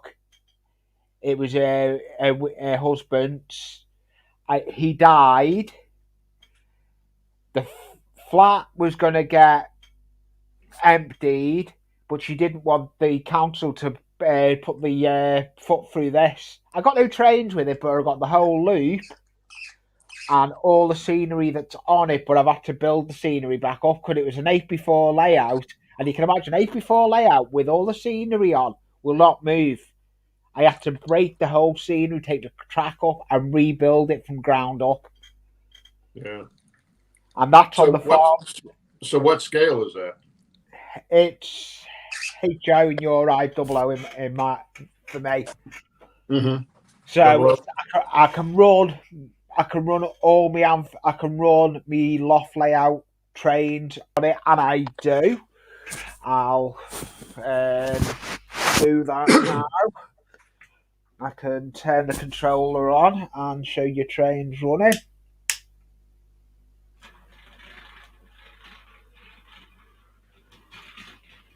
Oh, I've got a carriage just going to derail. Let's see if I can. It always does when you put the camera on it. It always happens, doesn't it? Of course. And now I've just hit me GoPro camera. Yeah. And yeah, so all I'm using is my iPhone, and I use when I'm out here in the shop. I use my wife's MacBook to yeah. I'm actually run the show. I'm going to get another laptop. I've actually been looking at other laptops. Well, I don't know yet. I've got a tower that I'm in the proceed doing. I need to finish it. I'm running it to watch streams and everything, but I can't stream off it yet because I'm still working on it. I still need to update stuff on it. Mm-hmm. All takes time, though, doesn't it? Yep. Yes, it does. But that's the whole reason for having it as a hobby. Yeah. A layout's never finished. No. It's like when I was doing my RC airplanes. They were never finished. You just stop working on them. Yeah. I mean, I guess if you had them for, say, 60 years or something, maybe you could get it done then. I don't expect to be able to finish my layout. I'm working on a framework at the moment for me. As you can see in the distance, my train shed, that lifts completely off. I want lights going in it, but I don't want to put them in the building. So I'm making a thing out of popsicle sticks and coffee stirrers, a framework that the lights are going to be attached to, and they'll stay there. Oh, there you go. I've got it on the workbench. I've got half of it built. So I'll put this camera around on my workbench and I'll just carry on doing. I thought you were doing a beans, and I may as well come in. Hello, Bernard, say. So I'm going to put the camera down on my workbench. Oh, look at that, how crystal clear that's getting the workbench. Oh, yeah. I've made one side of it. It's going to stick like that. It's going to be a framework that the lights will fit to. I'm just making the other half to it. But I have got... You know, that's part of the fun I have in doing pretty much anything on my layout or building the models for it is figuring out stuff that's not in the kit, so to speak. Where is it? Let's see if I can find it. Problem solving, in other words. Yeah. Yeah. I've recently just bought a kit. A depot footbridge kit. Plastic kit. Uh-huh. That is going to be done on a video, and I think that'll look good done on this camera, the new camera. But at the moment, I'm just working on making that arch. I need to make the other arch now. It's out of barbecue skewer things and popsicles, coffee stirrers. But that's the enjoyment, isn't it? Yeah. Well, the nice thing about popsicle sticks and or coffee stirrers is they're usually stiffer than, they're always stiffer than, say, a balsa wood. Oh, yeah. They're more like a basswood. I have built with balsa wood, and on the other layout, me graveyard headstones are built out of balsa wood. Yeah. But I've got no workbench up there now. All my workbench is in front of this layout now. So the layout that's up in the loft, I'm rewiring it at the moment. I've got a short on the wire, so I thought, what better way than to rewire it? Yeah, I find if I use balsa wood, I have to be careful where I use it, because if I'm staining something, it doesn't take the stain the same way basswood does. So if it's next to basswood, it'll really show up, and so so I have to be careful with it. I like with balsa wood, you can age it by getting a wire brush on it and rough it up for making headstones. That's what I liked using it for, making headstones, because it was Joel, crazy Joe 60, Joe 65 put me on to using balsa wood for my headstones.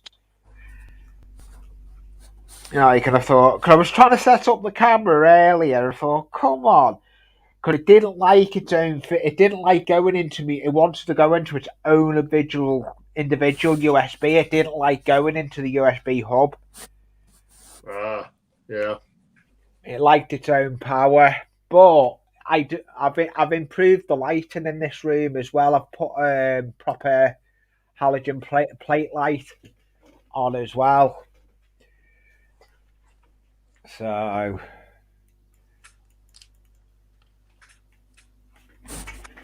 right, I need to start working on what I'm going to do. I thought I may turn Steve back on so he can talk if he wants. Yeah, I'm just making noise. Are you still making noise? Yep. Yeah, and he's got the drill in his hand again.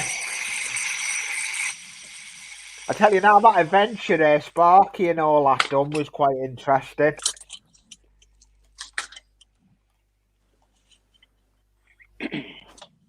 And was following it. Oh, the road trip? Yeah. Yeah. I've seen a couple of them. Yeah, and I did see quite the road trip. The one thing I'm liking, not being in the loft, and I've got this modelling room here, I've got a lot more space for doing my scratch building. And that's what I like. I like doing a lot of scratch building with me layout. Yeah. It's going to be interesting doing that plastic kit. That'll only be my second plastic kit I've ever built. Just make sure the glue that you use is made for plastic. I'm assuming it's probably styrene. I've gone and got Tamiya. Yeah. So don't use any okay. Don't use any CA on that. Yeah, no, I've gone Styrene, and got 'cause it'll the just melt. Tamiya. Which glue is it? Tamiya plastic glue. Yeah. Thin That's made for styrene. Yeah. That's only the second time I've used it. But that video will be getting done. What I need to do with that, I need to film it on my GoPro and do it in one bit. I'm just going to do it one big long video and then see how long it is, or do it in 2 stages. I haven't decided yet. Yeah. Well, when you're using that plastic glue, I would suggest don't use the brush. If you've got the liquid in the bottle with the brush, Yeah. don't use that. Use a toothpick to put it on. Yeah, I always do. I don't use the brush. I use a toothpick. Yeah. Toothpick. You get too much of that on there, and then you'll end up with fingerprints on your plastic and everything else. Yeah, exactly. It takes it all out. Well, it softens the plastic up, and so once you do that, until it dries, it stays soft, and you can put fingerprints in it and get other stuff stuck to it that you don't want stuck to it. Yeah. No, that was me then cutting the popsicle stick with me chop it. God said when you've cutting stuff for scratch building is me cut it. Chop it.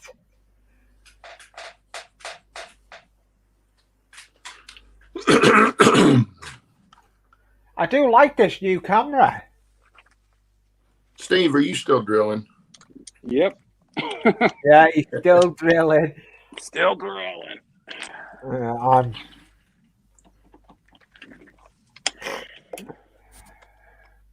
Well, I'm not doing anything real exciting either. I'm not. I've got a thing on the workbench. It's on the wrong piece of colour of card, really.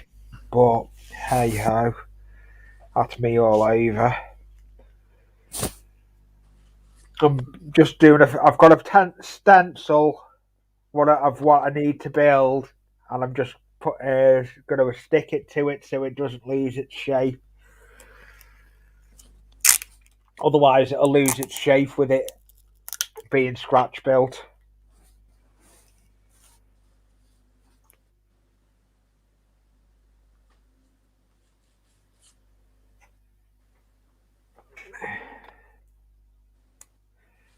You not done anything on your trains then, Claude? Say again? You not done anything on with your trains, run trains or anything? Yeah, I'm busy building models for it, structures and whatnot. Yeah, the last video I put up was my hobby ship run, when I went to my hobby shop and got some Dapol kit, some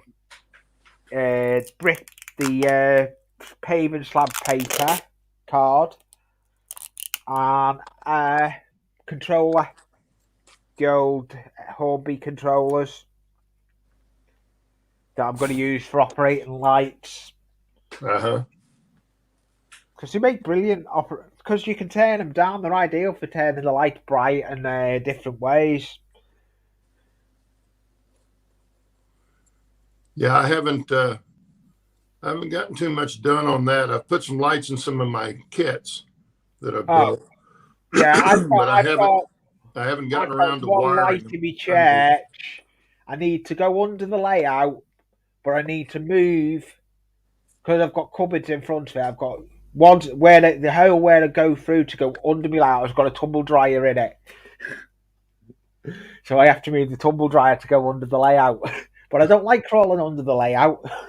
No, I do not like crawling under it either. No, I don't like crawling under it. This layout's not that bad because it's only 4x8. I need to add it to my description actually on my YouTube channel because this hasn't been added. I've just been working solid on it because this has been built from the ground up. This layout. Yeah. I had a hot. What I did, I went there at 2 o'clock in the afternoon, my time. I had to have it broke down and loaded up by 4 o'clock. I don't know how I done it. My brother helped me. I got it all done. I got little farm animals with it. I got all the buildings that are on it that you've seen before. But I've set it up different to how it was. It was only single loop. It was only 2 loops. No fiddle yard like I've done down that end. Because there's a fiddle yard down the bottom end where I can do some shunting. I have done some shunting videos of it taking locos out onto the line, but line 1 is just a continuous loop for passenger. Line 2, the inner, I can do shunting all day, going in the sidings, taking stuff in and out of sidings. Mm-hmm. That's what I wanted. I will do that with Anfield Road, the big layout. But this is the baby layout. This is Allen Melwood Drive layout, the one I've got here. So I've got 2 layouts on one channel. But the way I look at it, it's just my channel that is Anfield Road, and I've just got 2 layouts and I do my model building. So it's just keep it going. Yeah. It's been too hot, to be honest, to do stuff in the loft though lately.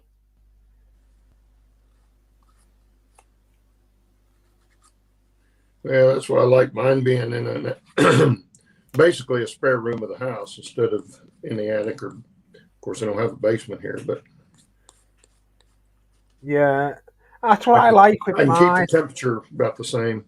Yeah, that's what I like with this. But I am going to get back up there, and I'm rewiring it at the moment. But it swings in roundabouts with it, to be honest. Right, I need to get chat.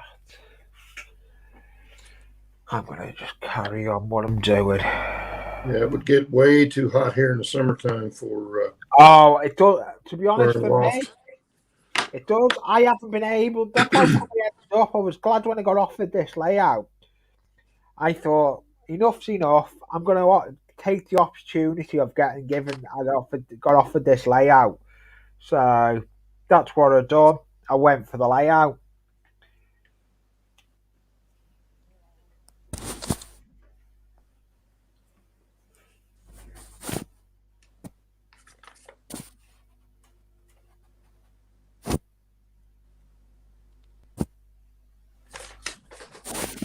Just having a little.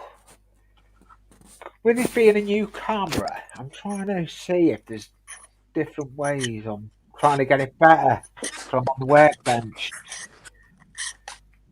Hey, I was glad Bernard. you were on actually. Good to see you, Bernard. I'm glad you come on because it saved me. I was going to go and do a test live. It's just saved me going to do a test live with this new camera.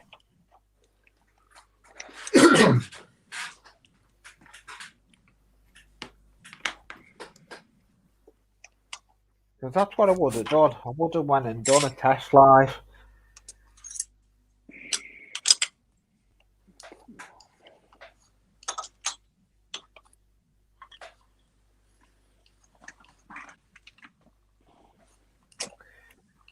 That's that archway Binglet adhesive.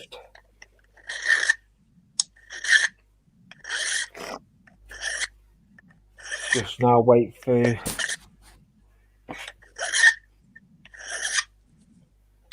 So when do you plan on getting that finished then, Steve? Is there a set date when it's got to be done? Well, no set day. I have a goal for next June for the triennial. You've got to go for next June. And I'm going to need every bit of that time too. Yeah, I've set myself a goal getting back up. I'm rewiring the original layout at the moment, the one that's in the loft. I've just ripped all the wiring out. Soon I've got to do. All my feeders are still on the track, but I've got to rewire the whole lot of the layout underneath.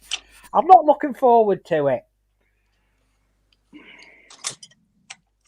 But I thought pass time by doing some scratch building on the bench for this layout.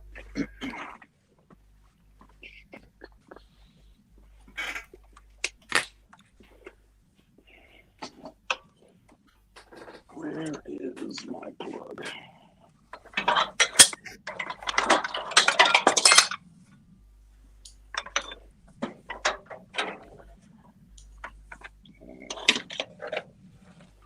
What are you building anyway, Claude? I'm sorry? What are you building? This is a horizontal boiler. Oh, nice. Oh.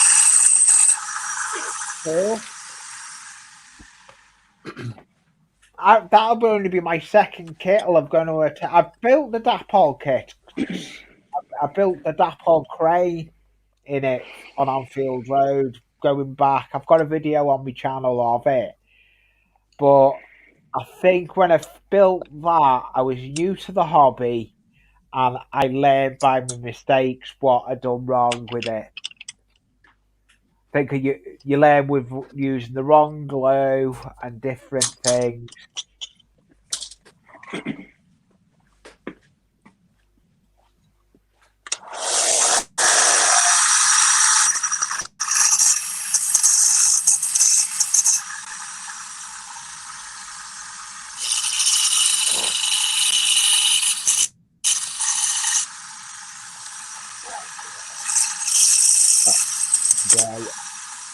Over there. Is that now? I need. Where's my other? My other. Oh, don't say I've lost my other template. I did have it. I made 2 templates. Got it. It was on the floor. It was on the floor.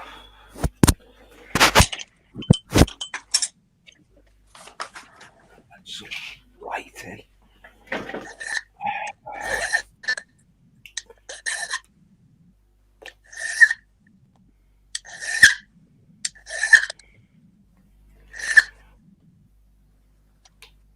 What are you working on at the moment then, Steve, with it? Well, it's a rear bracket that the running boards are going to mount to. It's kind of the keystone of the whole build. It's got to be perfectly square. And otherwise you don't sit. Your foot pegs won't be right. Well, the foot plate won't be right for you, will it? Well, no, but the running boards will be crooked. Yeah. Claude looked like he's dead in thought on his instructions. Well, I'm trying to decipher exactly what they're talking about, because sometimes on these instructions on these kits they don't give you real close step-by-step instructions. No, they don't.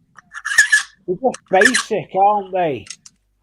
In a lot of cases, this isn't a real complicated kit, but I'm trying to just figure out what they're talking about in particular.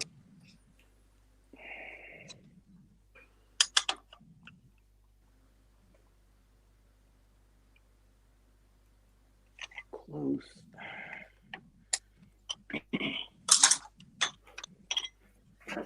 Oh, that's made me happy now. I've got the stream on the other computer right behind me, so I can see 2 monitors now.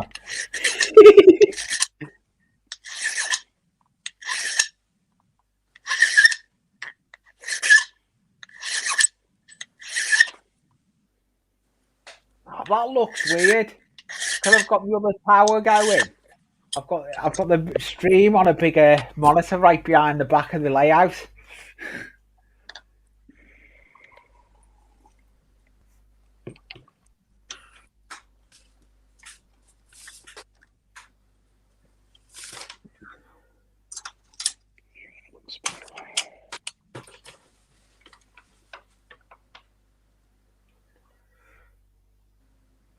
Close.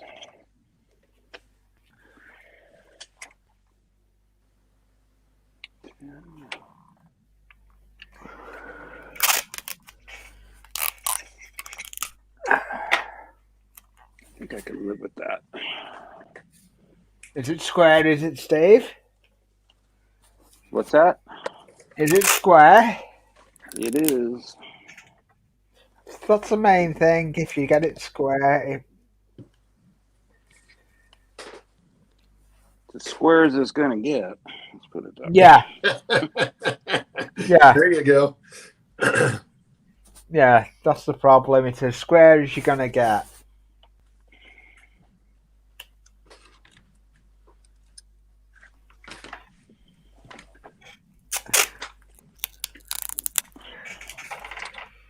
I That's tell just you now, though, it's good you went live and then I seen the link went up, Claude. I thought, that saves me doing a test live.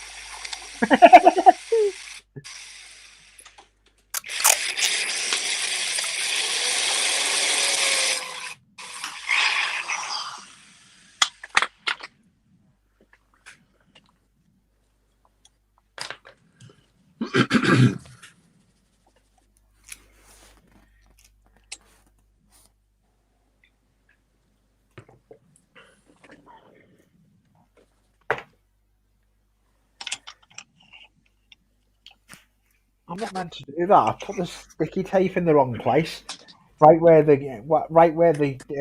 the glue's gonna go. That's not concentrating. That.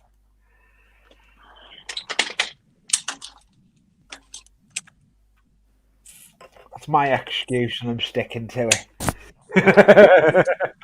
That's my story, and I'm sticking to it. Yeah, that's the famous last words, that isn't it?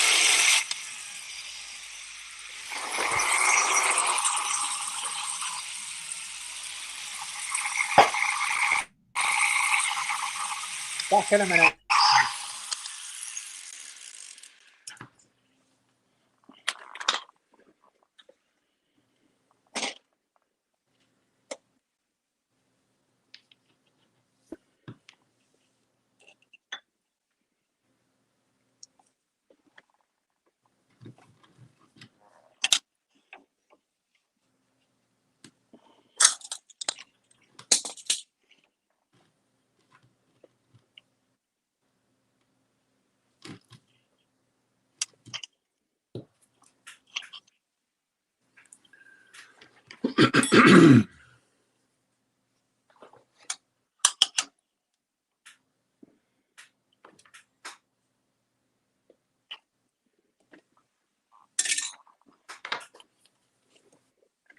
Well, I need to run into the house for just a second. I'll be right back. I'll be here.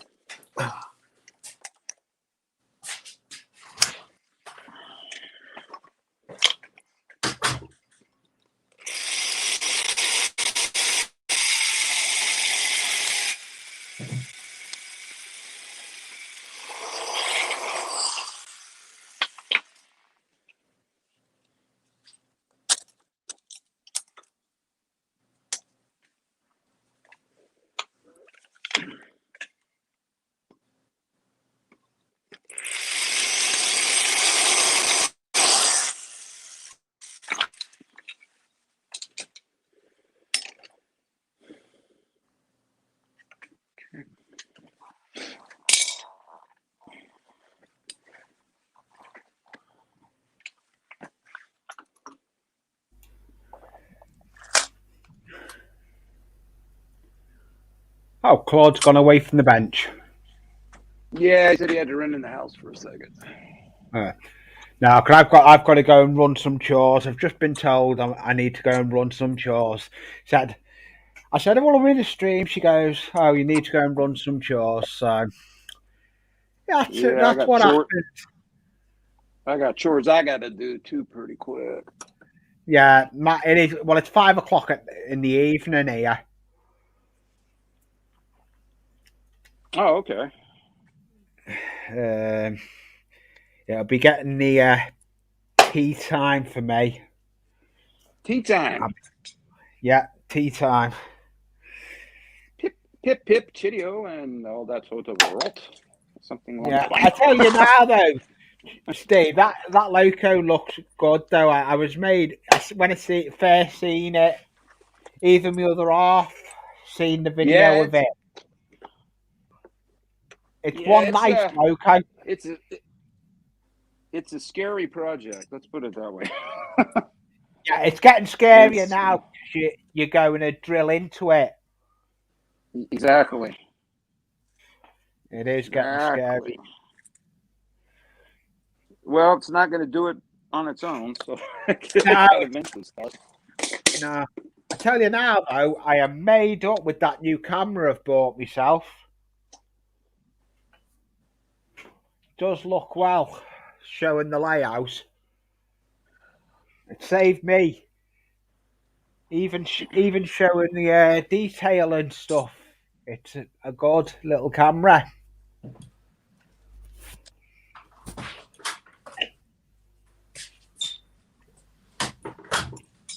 Claude's back. I am back. Yeah. I had to get some vinegar. I'm just looking how clear this camera is.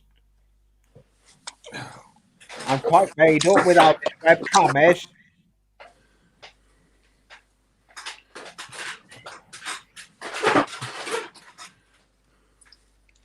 Sorry, you guys are looking on my backside.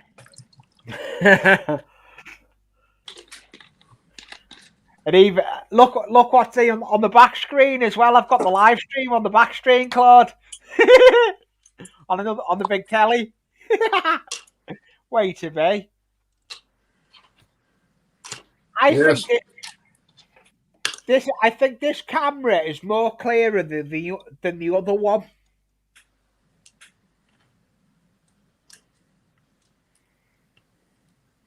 Steve, just don't bend over. Oh, Yeah. trust me, I won't.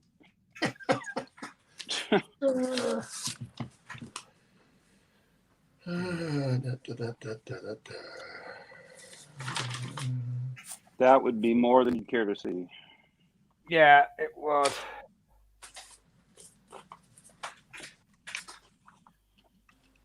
Oh, yeah, this camera is a lot clearer.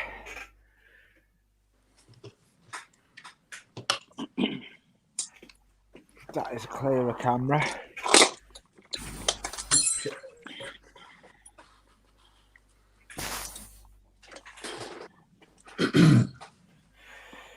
I've got to go and do some chores, and I don't want to. I'd rather do some model scratch building, but I can't. I've been given orders. Yeah. Well, you better how that follow is. one. Yeah. Otherwise, I think I'll get hung, drawn, and quartered. Uh-oh. I think I'm out of coffee. You don't want to do that. And you've just been downstairs.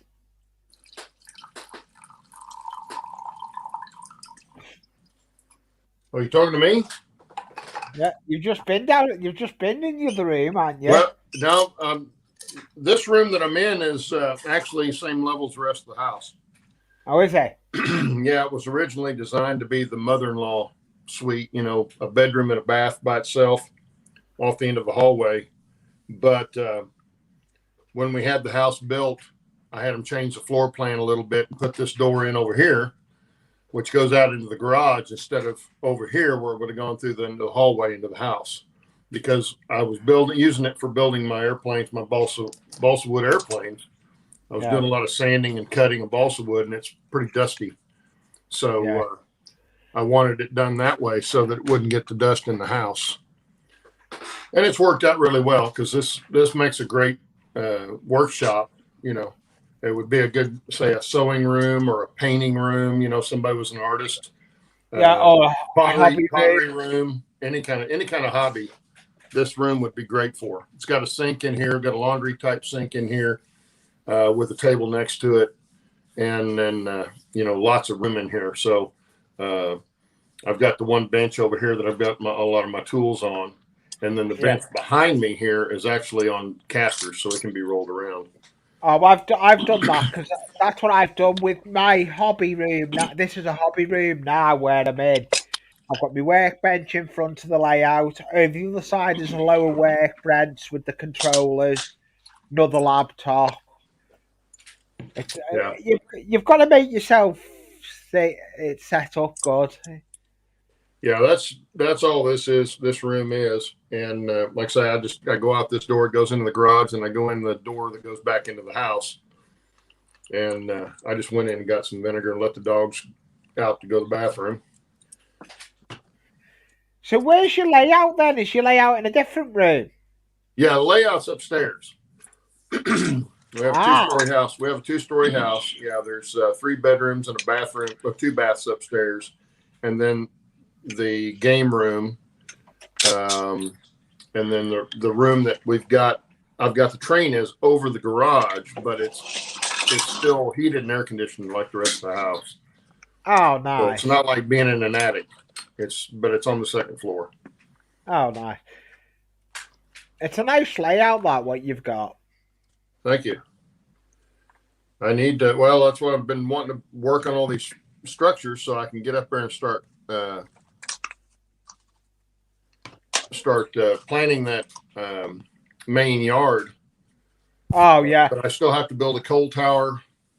I've got the sand house and the main water tower for that level built, but I need to build the coaling tower and the 2 roundhouses.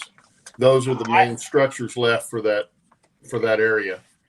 Yeah, I've got the footbridge I've got to build is for my train station to get over from the roadside over to the platform because there's a train track in the way. So that's got to be built for that. But I've just bought the sheets of paving that is to do with going on my yard. That's I done a video of what I've started drawing up. I've got to start working out the actual yard itself, what I want in place on it, but I need to finish the floor, then work out what little things I'm putting in there on my yard. I'll be right back. No problems, Dave.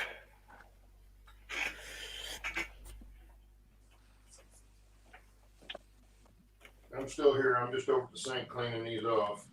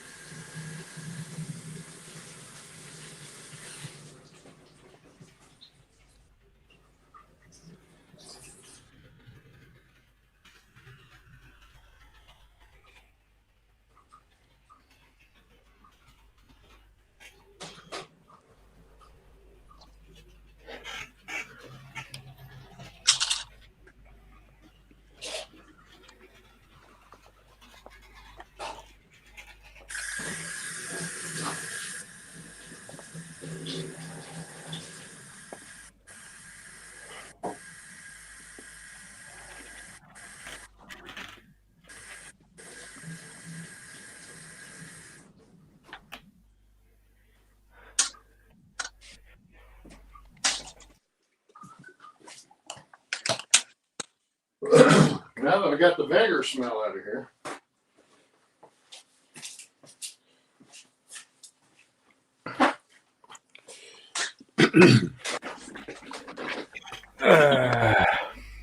Need to take the camera off. I've just put I've just had train running back into its little yard. Run it round and thought, what better way to just run it into its yard? Oh, shoot.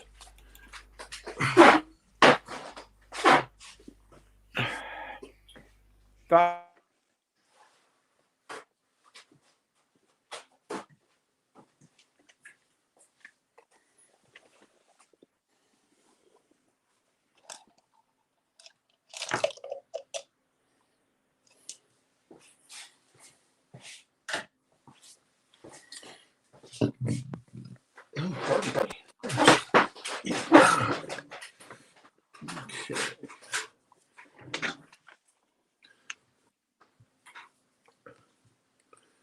Nothing like having your phone ring in your ear.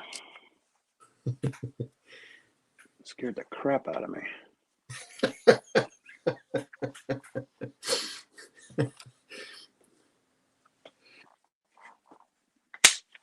Well, you ought to hear the ringtone I've got from my wife when she calls. I found this ringtone one time late at night. I was looking for another ringtone and I found this one. And I thought, oh, that's too good not to use. And what it is it's like a buzzer that you would get in, say, a nuclear plant when there's a leak. Oh, you know, that real loud. Wah, wah, wah. yeah. Well, it's nothing like having your phone in your hand, looking at a text message or something, and have that sucker go off. Make you throw everything Nuclear up in the air. meltdown. Yeah, exactly.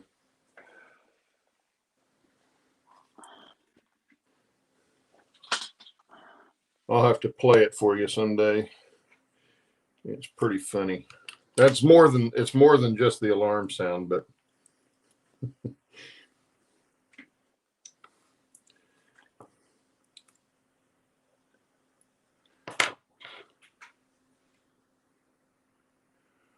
I'm thinking these are going to get painted before they get applied. Because I got a feeling if I try to paint these while they're on the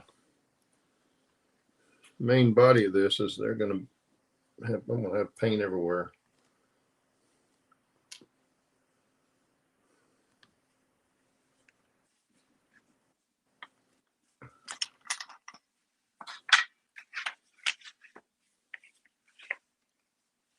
Is there still anybody in chat, or is it just us? I do not know.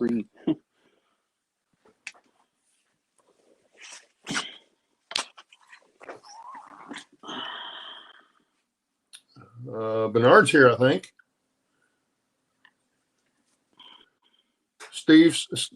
Bernard says catch him up on the 440. Well, there's Please. not much to catch up on, Bernard. I've been getting ready to start cutting brass. Is there a little hesitation there, Steve? You know what I mean? Yeah.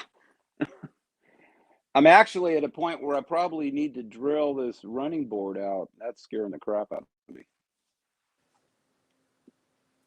Yeah, I don't think I'm going to do that right at the moment because it's you don't want to be on air when you're cussing, right? Time where I'm.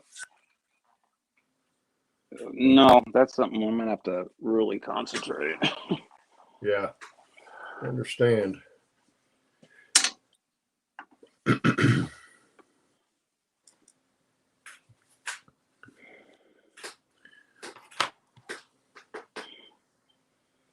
There's my pencil.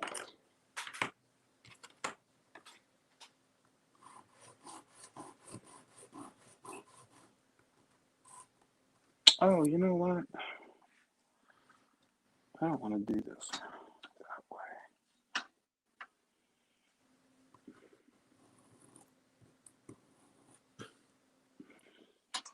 Unfortunately, the drawings have Nothing on running boards. I guess it's something you're supposed to wing. Wing it. Yeah. Well, I would imagine it would depend on how you're mounting stuff, wouldn't it? Yeah.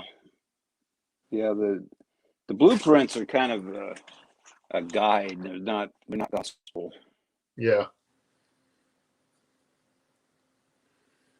And it's like I say, it's kind of like some of these kits that I do, especially a Craftsman kit.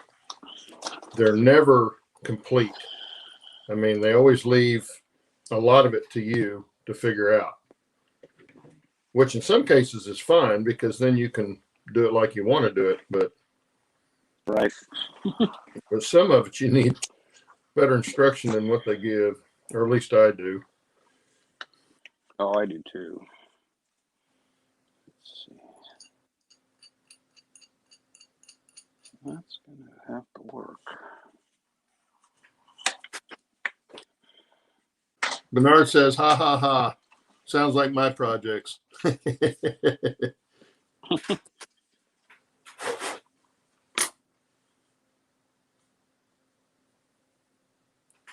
And Lee's internet went down, I guess. Well, he said he had to go do some chores, Yeah. and I got to do the same thing, actually. Well, that's the reason I had to let the dogs out, because I've got them locked in the house because I've got people coming over that are going to be doing stuff to the outside. And I'm probably going to have to go be out there when they're out there. So, Yeah, I'm thinking I'm probably going to have to scoot too. unfortunately, Then as much as I'd rather stay on here all day, but Gonna that do. ain't going to be possible.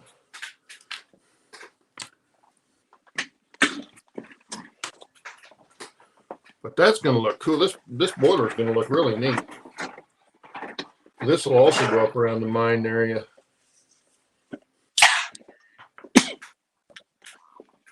But that's going to make a neat model right there.